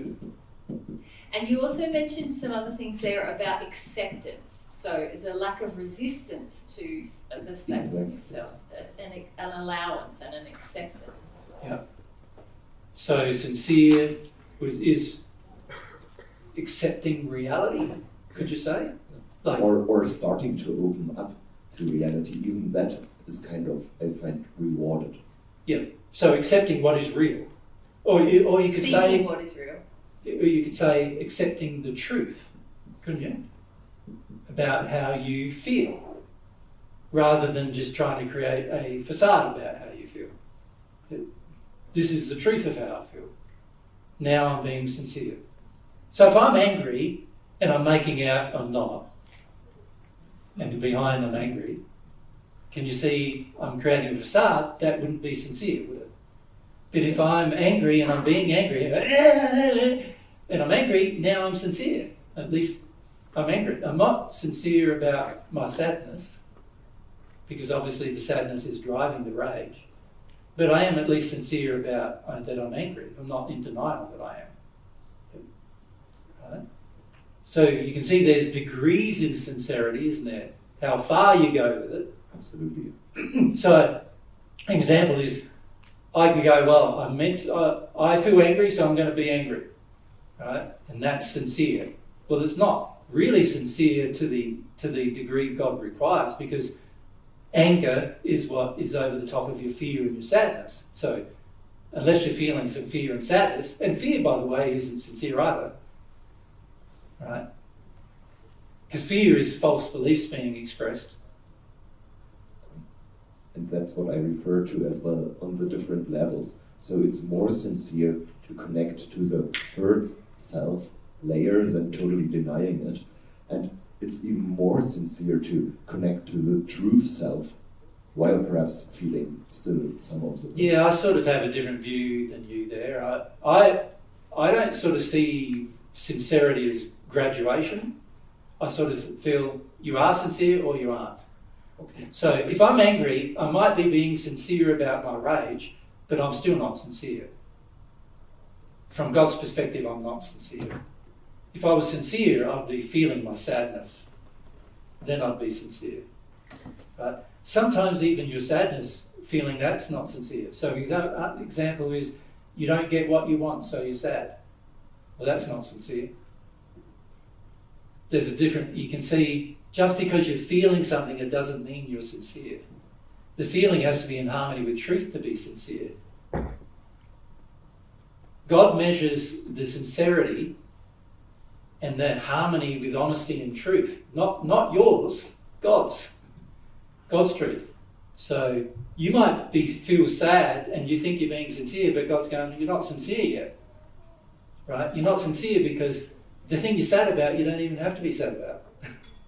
Or it's not even real. You're just making it up. Right? So God measures that, whether it's in harmony with His truth. Make sense? Absolutely. Yeah. So I wouldn't say that there's graduations of sincerity. You are sincere or you're not. And for God's measurement, remember, it's God measuring this, not me. Like I'm just telling you the truth, that God created a system where you can pray, and God's definition of prayer is sincere longing. This is not mine, by the way. This is God's definition of prayer. Sincere longing is God's definition of prayer, and I'm just trying to help you connect with what that means. Make sense? But it certainly isn't a graduation to it. There's no gradient to it. You are either sincere or you're not. If you're sincere, you will be answered. If you are not, you won't. Simple as that. It's not like, just a little bit sincere. Doesn't work like that. You're either sincere or you're not. Make sense?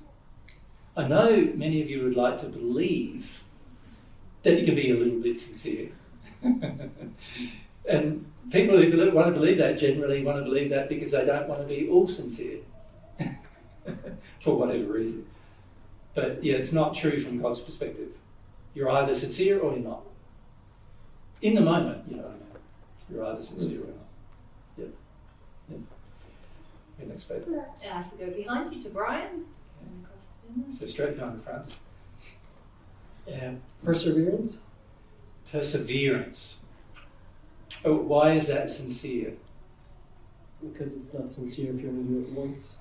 Well, I can see what you're trying to say, but to me, perseverance can also, you can persevere in something that's completely insincere, can't you? So I don't know, like I can persevere with persecuting you, can't I? Which would be very insincere on my part. So, perseverance doesn't guarantee sincerity. You could say a person who has some sincerity wants to do it again and again and again, but what would you call that in a more defining manner? You could say they have passion, couldn't you? Yeah. So, and if you think about the word longing, the word passion sort of connects to that word, doesn't it? So let's just write that word down, and that's connected to the longing part. But in terms of perseverance, well, sometimes you need to stop doing what you're doing in order to receive God's love, not persevere with it. So an example of that is if you persevere with your sin, it's going to be very hard to receive God's love. Okay, so any other words you can think of? If we come across to dinners, and then if we come at the back here after. Okay, I was going to say it has to be like motivated. Is that like passion? Okay, yeah, motivated is probably a good word in the sense that, and this is probably the word Brian was sort of aiming for a bit, wasn't it, with perseverance, more motivation, right? Which really is connected to the idea of desire, isn't it? So motivation, right? Which really probably belongs more with the word longing than with the word sincere, doesn't it? Anybody else? We're trying to get the word sincere. Just well, you mentioned truth and you talked about the facade, so it comes hand in hand. But I was thinking about authenticity. Authenticity. Authenticity, very good word. Authentic. You've got to be real about it, don't you? You can't sort of. Real. Yeah, very good word. And for the longing, I was thinking about faith. Like you need to believe God exists. Yeah, well, that's a lot about passion and desire, isn't it? Faith. So that belongs in that column, doesn't it? The longing column. Yeah. I might just put the word longing over a bit so we can see. Yeah. Good. Go to Pierre, and then just keep passing along to Olga.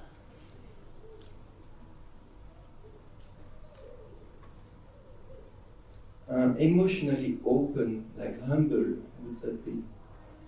Yes, well, I suppose you could say hunger. Humble. Humble. Sorry, humble. Humility. Humble. Like to be emotionally open.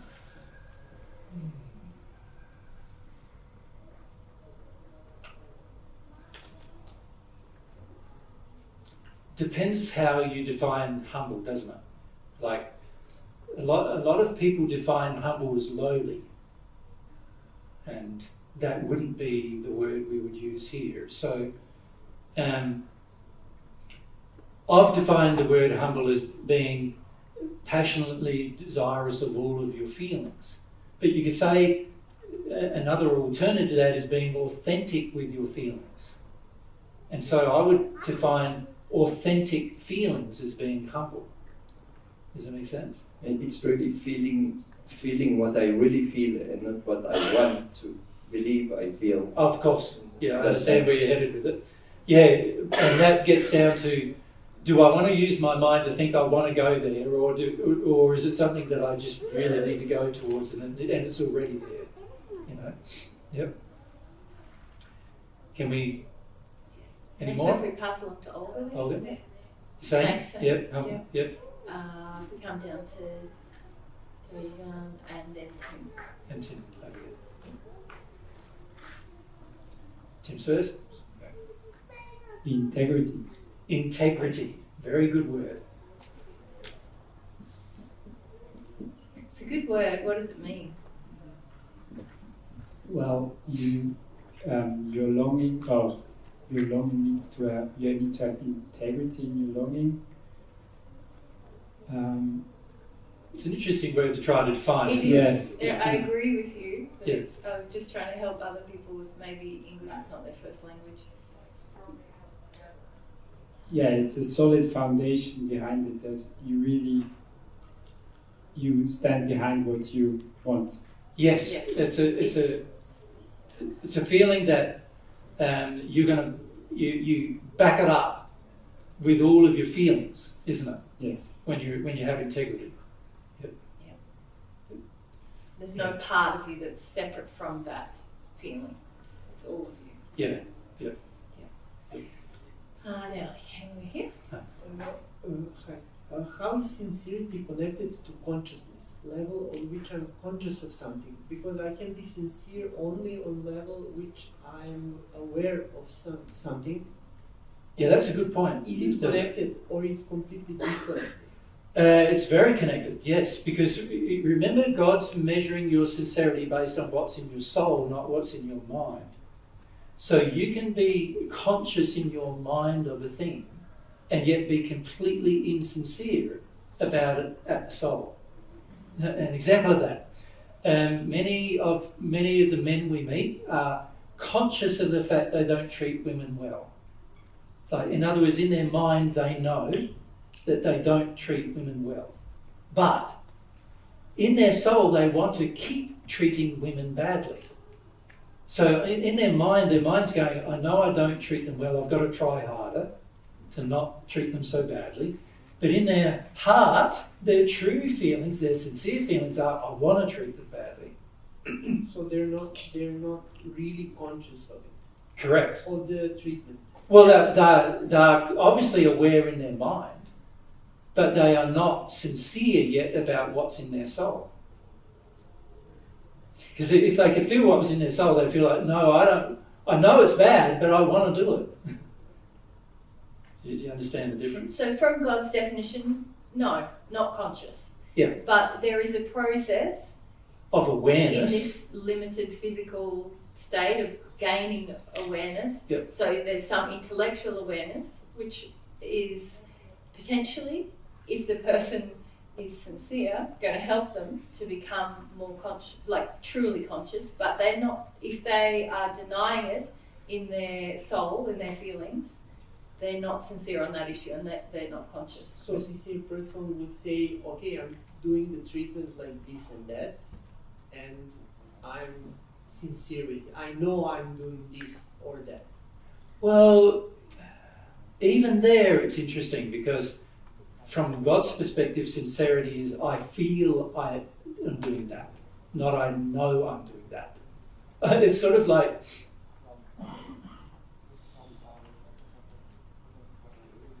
at the moment you treat women badly.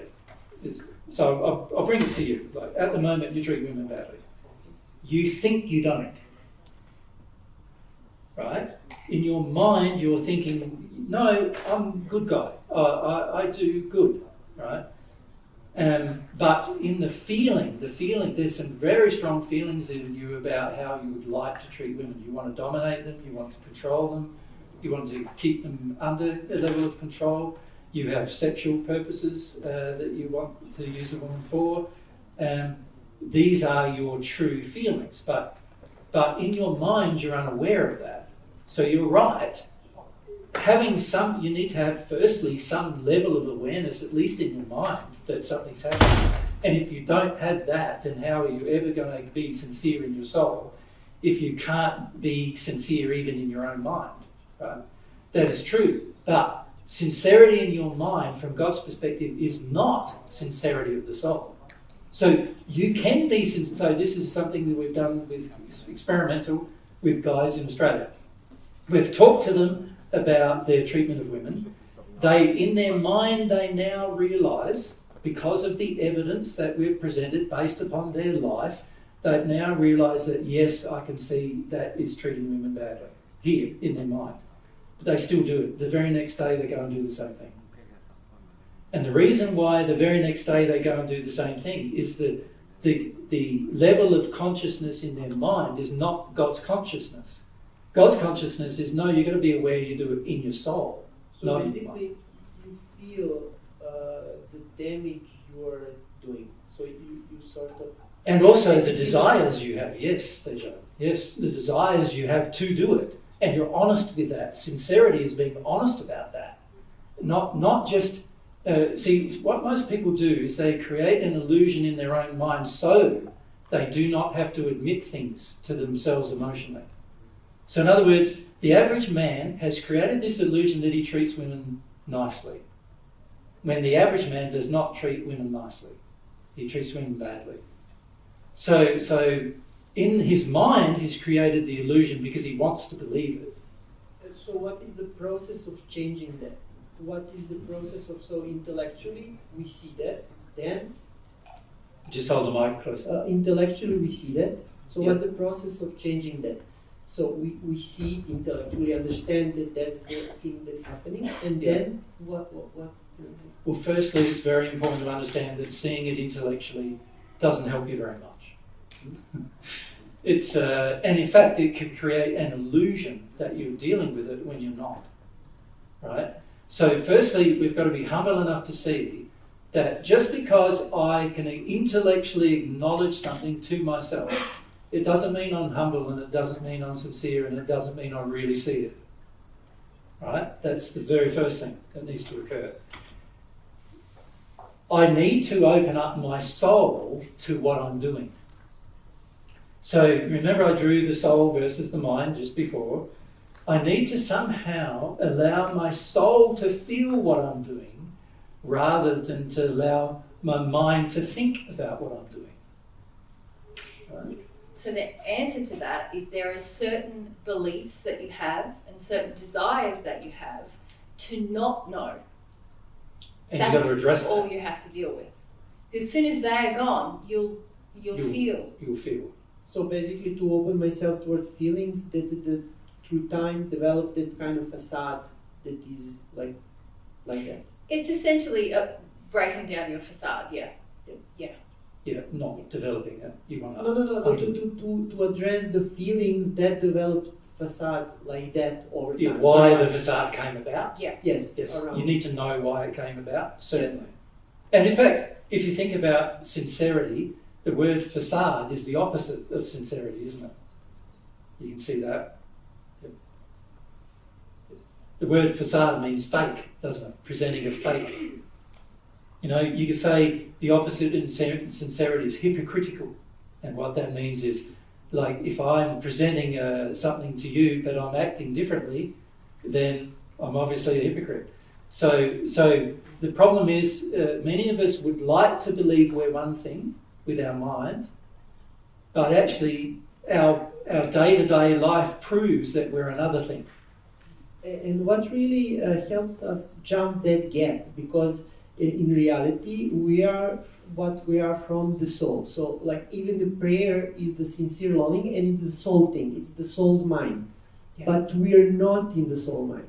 But we're supposed to do the prayer while we're not in the soul mind. We're supposed to do it from the soul mind. So it's like... Well, this is the beauty of prayer. See, this is where you're now feeling angry. So just calm down a bit.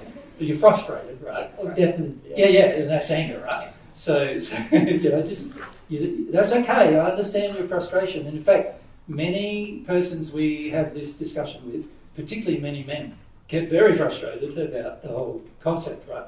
But firstly, whenever you have a degree of frustration, any explanation that comes at you is not going to be satisfactory, right? So this is something that a person needs to come to understand, is that while you feel so frustrated, you're also not going to accept the truth in that frustrated place. Frustration is a feeling. You need to learn how to feel it. At the moment, you're trying to use your intellect to overcome your frustration. How do you feel frustration? Is it like just like you feel that anger? You need to feel how angry you are that you don't get it. And why are you so angry that you don't get it? And if you start to feel about that, you'll see that actually the reason why you get angry when you don't get something is because you're in a competition with men about getting things, right? And this is something that's playing out in your life a lot, where you're in a competition with men about getting things. So when you don't get something, or something sounds difficult to understand for you, you then get frustrated. You call that frustration, but it really is anger. And you'd be better off going, I'm really angry because I don't get it, and I'm in a competition with my dad about getting it, right? And so you're going to have to feel a bit about the competition with your dad in order to even get this. Because this is not a competition. It's not a competition with another man to get something. What it's about is learning how to connect to your soul, right? And while you're in frustration, you are not connected to it. You are connected to your mind trying to grasp something, right? Now, every man that we ever discuss this with, almost, not every, but maybe 99.99% of them, like occasionally we meet a man who gets it right off the bat. My friend, the Apostle John, when I started to explain this to him in the first century, he got it sort of almost pretty much straight away. Every other man that listened to me in the first century other than him didn't. They became frustrated, like you feel now.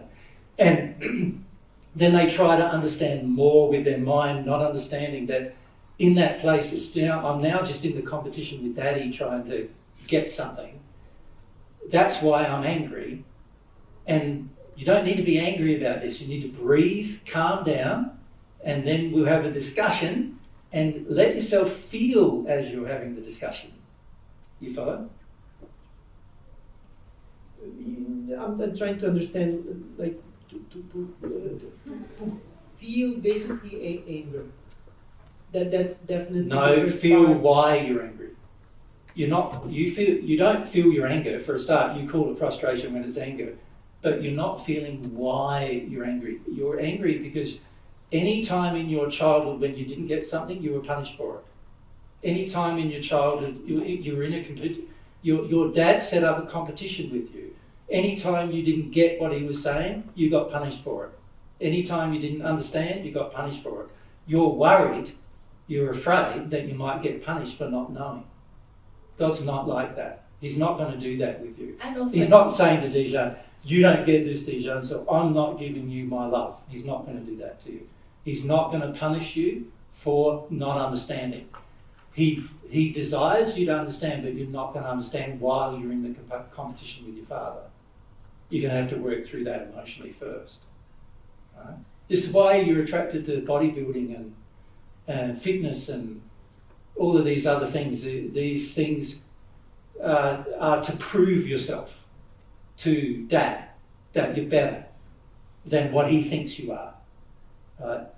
And this desire to prove oneself is the sincere emotion that you need to feel. And what you're trying to do is overcome it by asking a lot of questions of me without really hearing the answers, because you're already in a competition with what I'm saying anyway. Right? So you're not going to hear the answer. So it's sort of a difficult process, I know, if you're in this state, but remember, you're in this state because of what was constructed in your childhood. You know, God has compassion for that. God's not going to go, naughty boy, because you don't get it, and He's not going to punish you because you don't yet get it either. He's not going to try to make your life hard because you don't get it yet either. What He's going to try to do is help you understand, but the very first thing He wants to help you understand is you're going to have to get rid of some of this competition with Dad, which is what I've been calling it. It's really like Dad setting up a situation with Dejan where Dad is basically saying, unless you do it my way and you understand my way, you're no good as a man. That's not what God's saying. He's just saying, God's saying, there is one way to receive my love. It's the way I created to receive my love, and the way is prayer, which is sincere longing. And God has a definition of sincere, and God has a definition of longing. And that's what we've got to come to learn, what that definition of sincere is and what the definition of longing is. So the key for you now is to go, okay, is to, rather than getting all worried and pet up, the key is to go, okay, let's look at these words here, right? And you are dead right in saying that your perception is going to play a part, isn't it? Like, you can be sort of like thinking you're honest in your mind, while at the same time be completely dishonest in your feelings. You can be that. And you've been taught to be that by your father, actually. Right? So it's going to be harder for you to enter sincerity than it might be for another man who's been like not where Dad hasn't set up a competition. So for him, he's going to find it easier to be sincere, perhaps, because Dad encouraged sincerity rather than encourage fake. Right? Your dad encouraged fake. Meet my demands and meet my, needs, and then I'll approve of you, is what your dad fundamentally feels. And even then, you never got much approval, right? Another man might have got completely opposite, where Dad said, just be yourself, son, If you like music, you like art, you like, got all these emotions, feel those.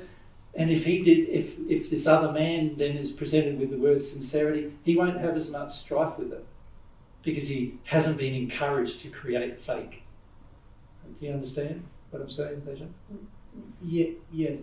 Just as I see it, I see myself as being sincere. Everything I do, and like the paths I take it as I see it, as it should take, not like some I know you do. I know you do. But I'm saying to you, you're not. Right? You've become so addicted to the illusion that you don't understand the actual reality. And this is something, in dealing with you, pretty much every person around you feels. Right? I know you think you're being sincere, right? But you're not having God's definition of sincerity yet. I know you think you have it. And this is what I'm saying, is that it's going to have to be God's definition, not Dejan's definition.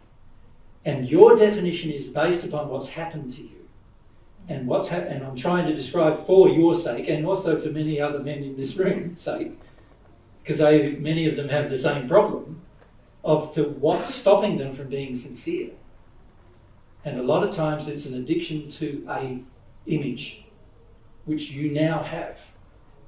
You're addicted to an image. And that image and the addiction to it was created by your desire to impress your father.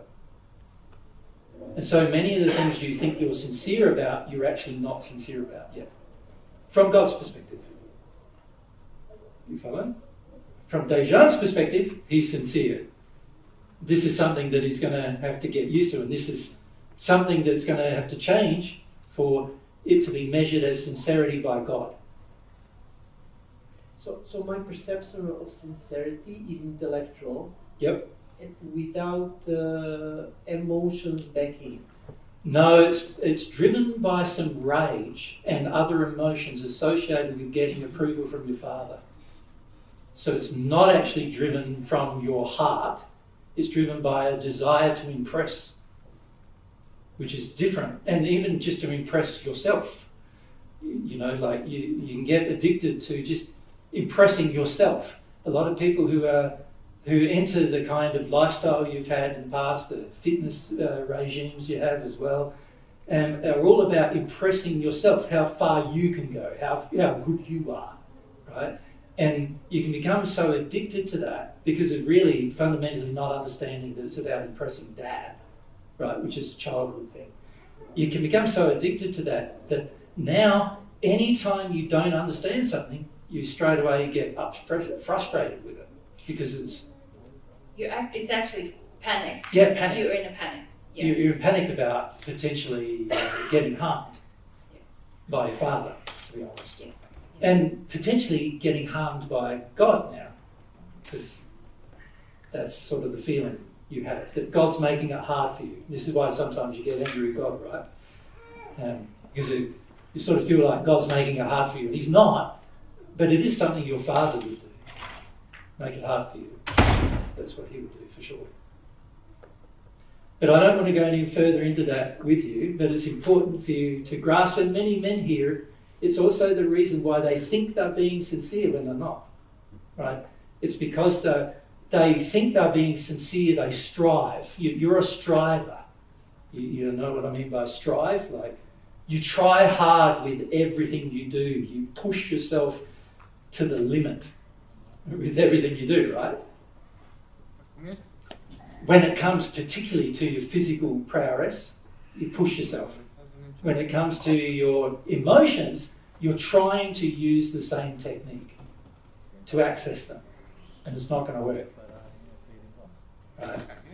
It's the method you're being taught, but it's not going to work. Over the course of the day, through the definition, you will start to see why it's not going to work. If you're patient enough, you'll see. Yeah? Yes, thank you. And when it's... Go to Nikki and then to Talia. Yes, about the definition. Just if everyone can hold it on their chin. Yeah. The definition of sincere, then you mentioned it.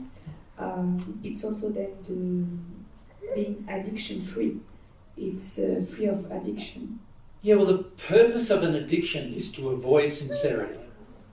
So, yes, it's the opposite of being... Having an addiction means you're not sincere. Very true. It's something small, maybe not, but I feel that the heartfelt also should really be in the longing. But I just feel for me that longing is a very heartfelt. But I don't know.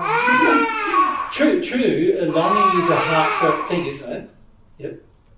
Just wait for that. Okay, so longing is a heartfelt thing, but if you think of what we meant by heartfelt is what's in here is what I'm expressing, which is a statement of sincerity, isn't it? Like, if what's in me is the exact thing that I'm expressing, then I'm sincere. But if what's in me is not what I'm saying or being, then I'm no longer sincere. Can you see that? So it relates to both issues, doesn't it, really? Yeah, it's both, but I personally just feel that heartfelt is so longing that I want it there too, but it's just... Yeah. But you know you can be very heartfelt in your sin, can't you? And this is where people get quite confused a lot too. Yeah. The amount of people that I've spoken to said, I'm just longing for my soulmate. I'm longing for them. And there's a lot of heartfelt feeling, but it's not longing. It's not seeking them. It's addiction. It's demanding. It's needing them. A lot of us think longing and needy. We don't know that we can't tell the difference inside of us. Yeah. So many of us, really, if we're honest, we would say longing is need. Right? Many of us, and in fact, the trouble with need is it creates demand.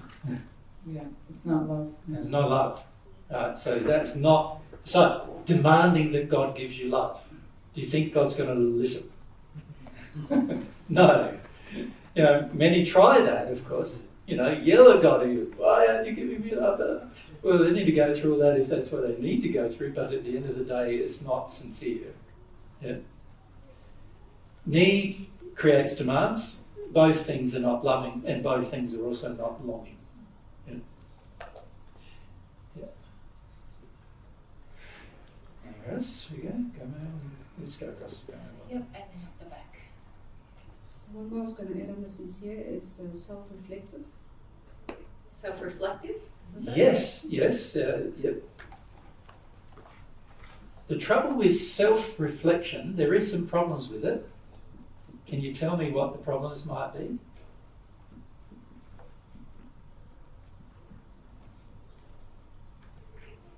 That they might not be sincere. Well, can you see the problem with self-reflection is by definition it comes from self. So maybe I can rephrase to be reflective from God's definition. Yes, so it really what I need, isn't it, is God's opinion rather than my own. The trouble with self-reflection is that I can use self-reflection to reinforce my own opinion, or I can use self-reflection to ask myself what God's opinion might be. Now, if I'm using it to just get my own opinion, can you see that's not very sincere, because I'm just going to get reinforced of my beliefs. So if my belief is one thing and I'm going to be self-reflective, I go, yeah, I think I'm pretty good with that. So this is where many men are, as I was just illustrating to Zhejiang, where many men are with their relationship with women. They think they're self-reflective about it, but they think their demands on women are good. That's not God's opinion, but it is theirs. And they think they're being sincere. Right? They even think many times that their demands are actually good demands, that are righteous demands. So just be careful with self-reflection and self-righteousness. Yes, it is with respect to what God's definition. Yes. And then under longing, could we also say... Just a bit closer. Could we also say having a healthy obsession? I think by definition obsession is probably not healthy. No, but like it's like when something is just really consuming you and you just... Yeah, an all-consuming desire is a positive thing. Obviously, an obsession or a frenzy is not a positive thing, right? So many of you become frantic, thinking that it's actually sincerity, but it's not. It's driven by fear, so therefore, by definition, insincere. So for some of you, when you heard about God's love, you sort of become frantic about it. I need that. It's so important that I get it. I must have it. I've got to do it. He keeps reminding me, I've got to pray, so I'm going to pray. I'm going to be, I'm going to be good at it, and you become sort of this frantic person with it, but that is all fear-driven, so that's not sincerity. So yes, it's interesting what we do trying to convince ourselves of our sincerity. Nowadays we call it virtue signalling. So you could say sincerity is virtue in its real definition of the word, but is virtue signalling sincere? No. Now that's creating a facade that I'm doing one thing when really I may not feel the thing I'm doing. And the fact is that if I've got to tell you that I did it, and it's not in an educational format, then I'm signalling that I did it to you for some other insincere reason.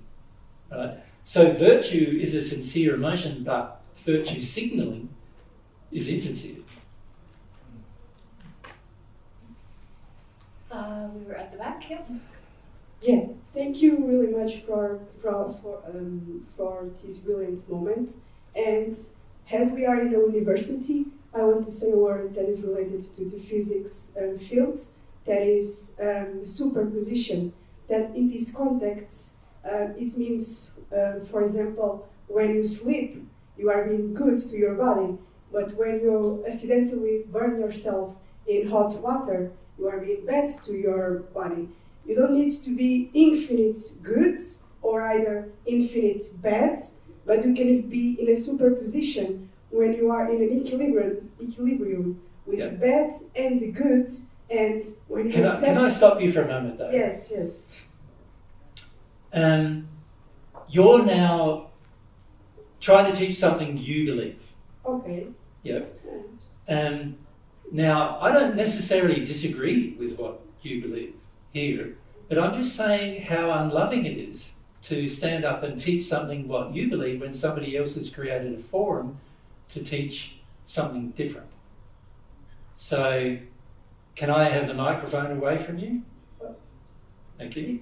Sorry if I've said something wrong. No, it's just the intention behind what you're doing is that you want everybody here to listen to you, but they didn't come here to listen to you. No. If I can just finish my thought, I will just say... No, you can't finish your thought. Okay. Sorry? Okay. No. No worries. And we're at next. Nobody, Tim. Can we come down to Tim? Thank you. And then Charlotte.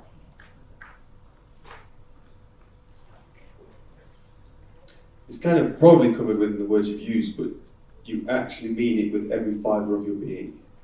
Like I think for sincerity. Yep, that's spot on. You actually mean it, yeah. You actually mean it. You actually mean it, yeah. Yeah. So you could say, I mean it. Yeah, it's real. But of course, again, it depends a little bit, doesn't it? Yeah.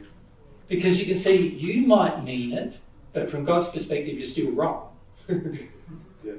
Do you know what I mean? Yeah.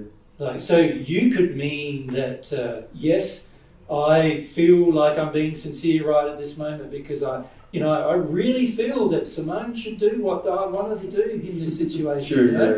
yeah. And I really feel that I'm right on this thing, yeah. right? But unless you get a third... Because it's through your injured self, yeah. Yeah, unless you get God's opinion, can you see you may be wrong? Just meaning it might not be enough, okay. Just meaning it doesn't necessarily, from God's perspective, mean that you're sincere. Mm. You feel that? Depends what you mean, doesn't it? Yeah. When you mean it. But I agree, sincerity is a full being feeling. I agree, yeah. So you're not wrong. But just because you have a full being feeling, it doesn't mean that feeling is sincere. So be careful with a lot of these definitions. Just because you have one of them, it doesn't mean you are sincere from God's measurement of it. It's got to be truth. It's got to be truth involved in it. It's got to be love involved in it. There's got to be God's view of the matter. Yep. Thanks. With longing, it may be an openness to receive. Well, that's what it creates.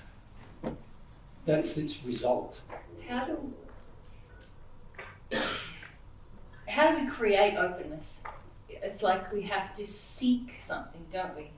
I think seeking for me is a big part of longing. So it's like when you seek, it creates openness, doesn't it? But openness is not necessarily part of longing. It's the result of longing. Yeah. Yep, just behind you there.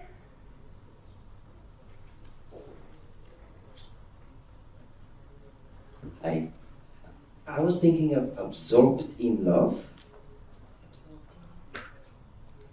Yeah, remember we're longing for love here. And to long for something that you think you're already absorbed in means that you're probably not going to long for it. Right, I was referring to sincere. Yep, I understand what you're saying, but what I'm trying to say to you is unless you feel that what you're longing for is beyond your current position, can you see you're probably not going to long? So I would say many people who hear New Age terminology in particular believe themselves already to be absorbed in love.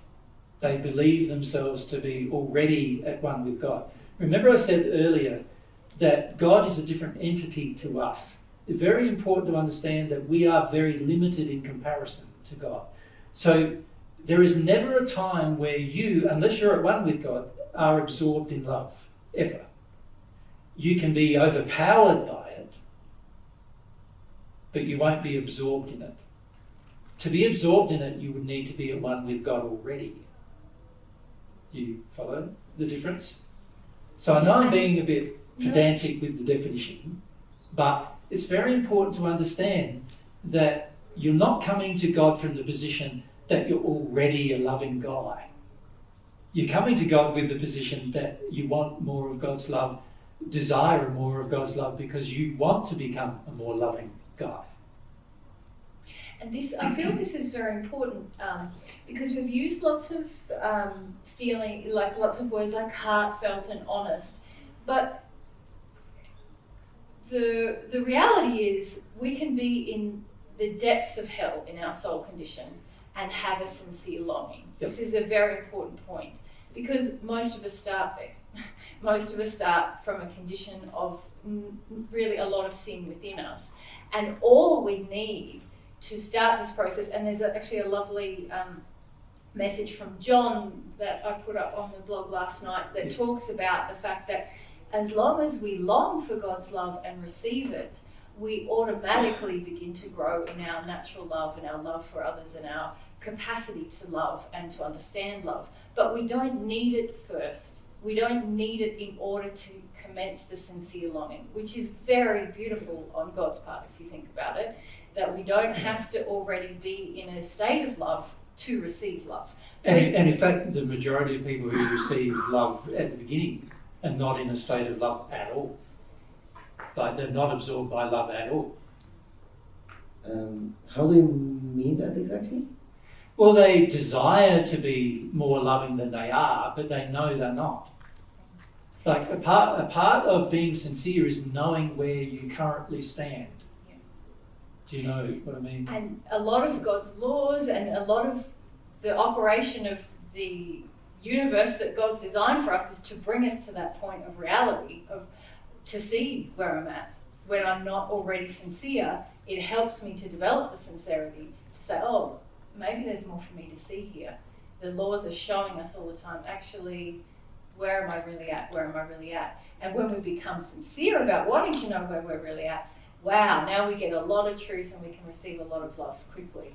But this idea that we have to be a good little boy or girl in order to get daddy or and we have to be love all loving already is really common on earth, and it's really important that we get rid of that idea when it comes to really relating to God. Yeah. It's not a matter of being perfect or, this is why a lot of prayers become very facade-like, very rote-like on earth, because everyone thinks, how I must be certainly pure in order for God to love me, when actually God just wants you to desire to be pure, to desire to love, and understand where you're coming from to love you, to give you love. Yeah. So the answer is no, you don't have to be absorbed in love at all. And in fact, that's not a mark of sincerity.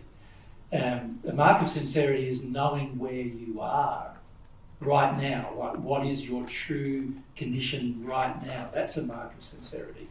And the true condition is not just your condition in terms of your feelings. It's also your condition in terms of your beliefs. So it's not just involving your feelings. It involves your beliefs and your attitudes as well, your motivations, as well as your feelings. So it's very important, a person who's sincere sees their false beliefs. They see their attitudes that are out of harmony with love. They see them, and they don't try to falsify them to God. They present them as they are, right? Exactly as they are to God.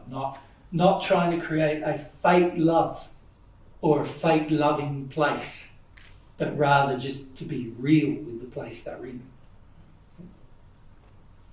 Thank you very much. Good day. What's the time? Yeah, it's 1:30. Okay, well, we might have to stop for lunch, eh? Many of you probably also need to go to the toilet as well, right?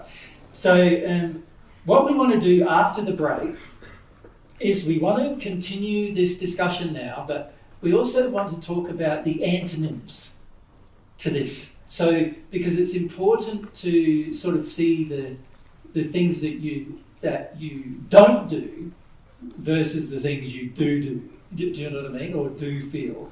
And very important also to see what humans have done with this. Like when they hear about prayer, what they've then done to prayer. You know, humans have tainted the concept of prayer so much that most of us, when we think of the word prayer, it's very distasteful to us, right? And so, yeah, there's all sorts of problems we have with the word. And so we want to make sure that we can also dispel some of those problems and issues with the word prayer. Does that make sense? Okay, well, let's have our break. See you back here at 2. See you back here at 2.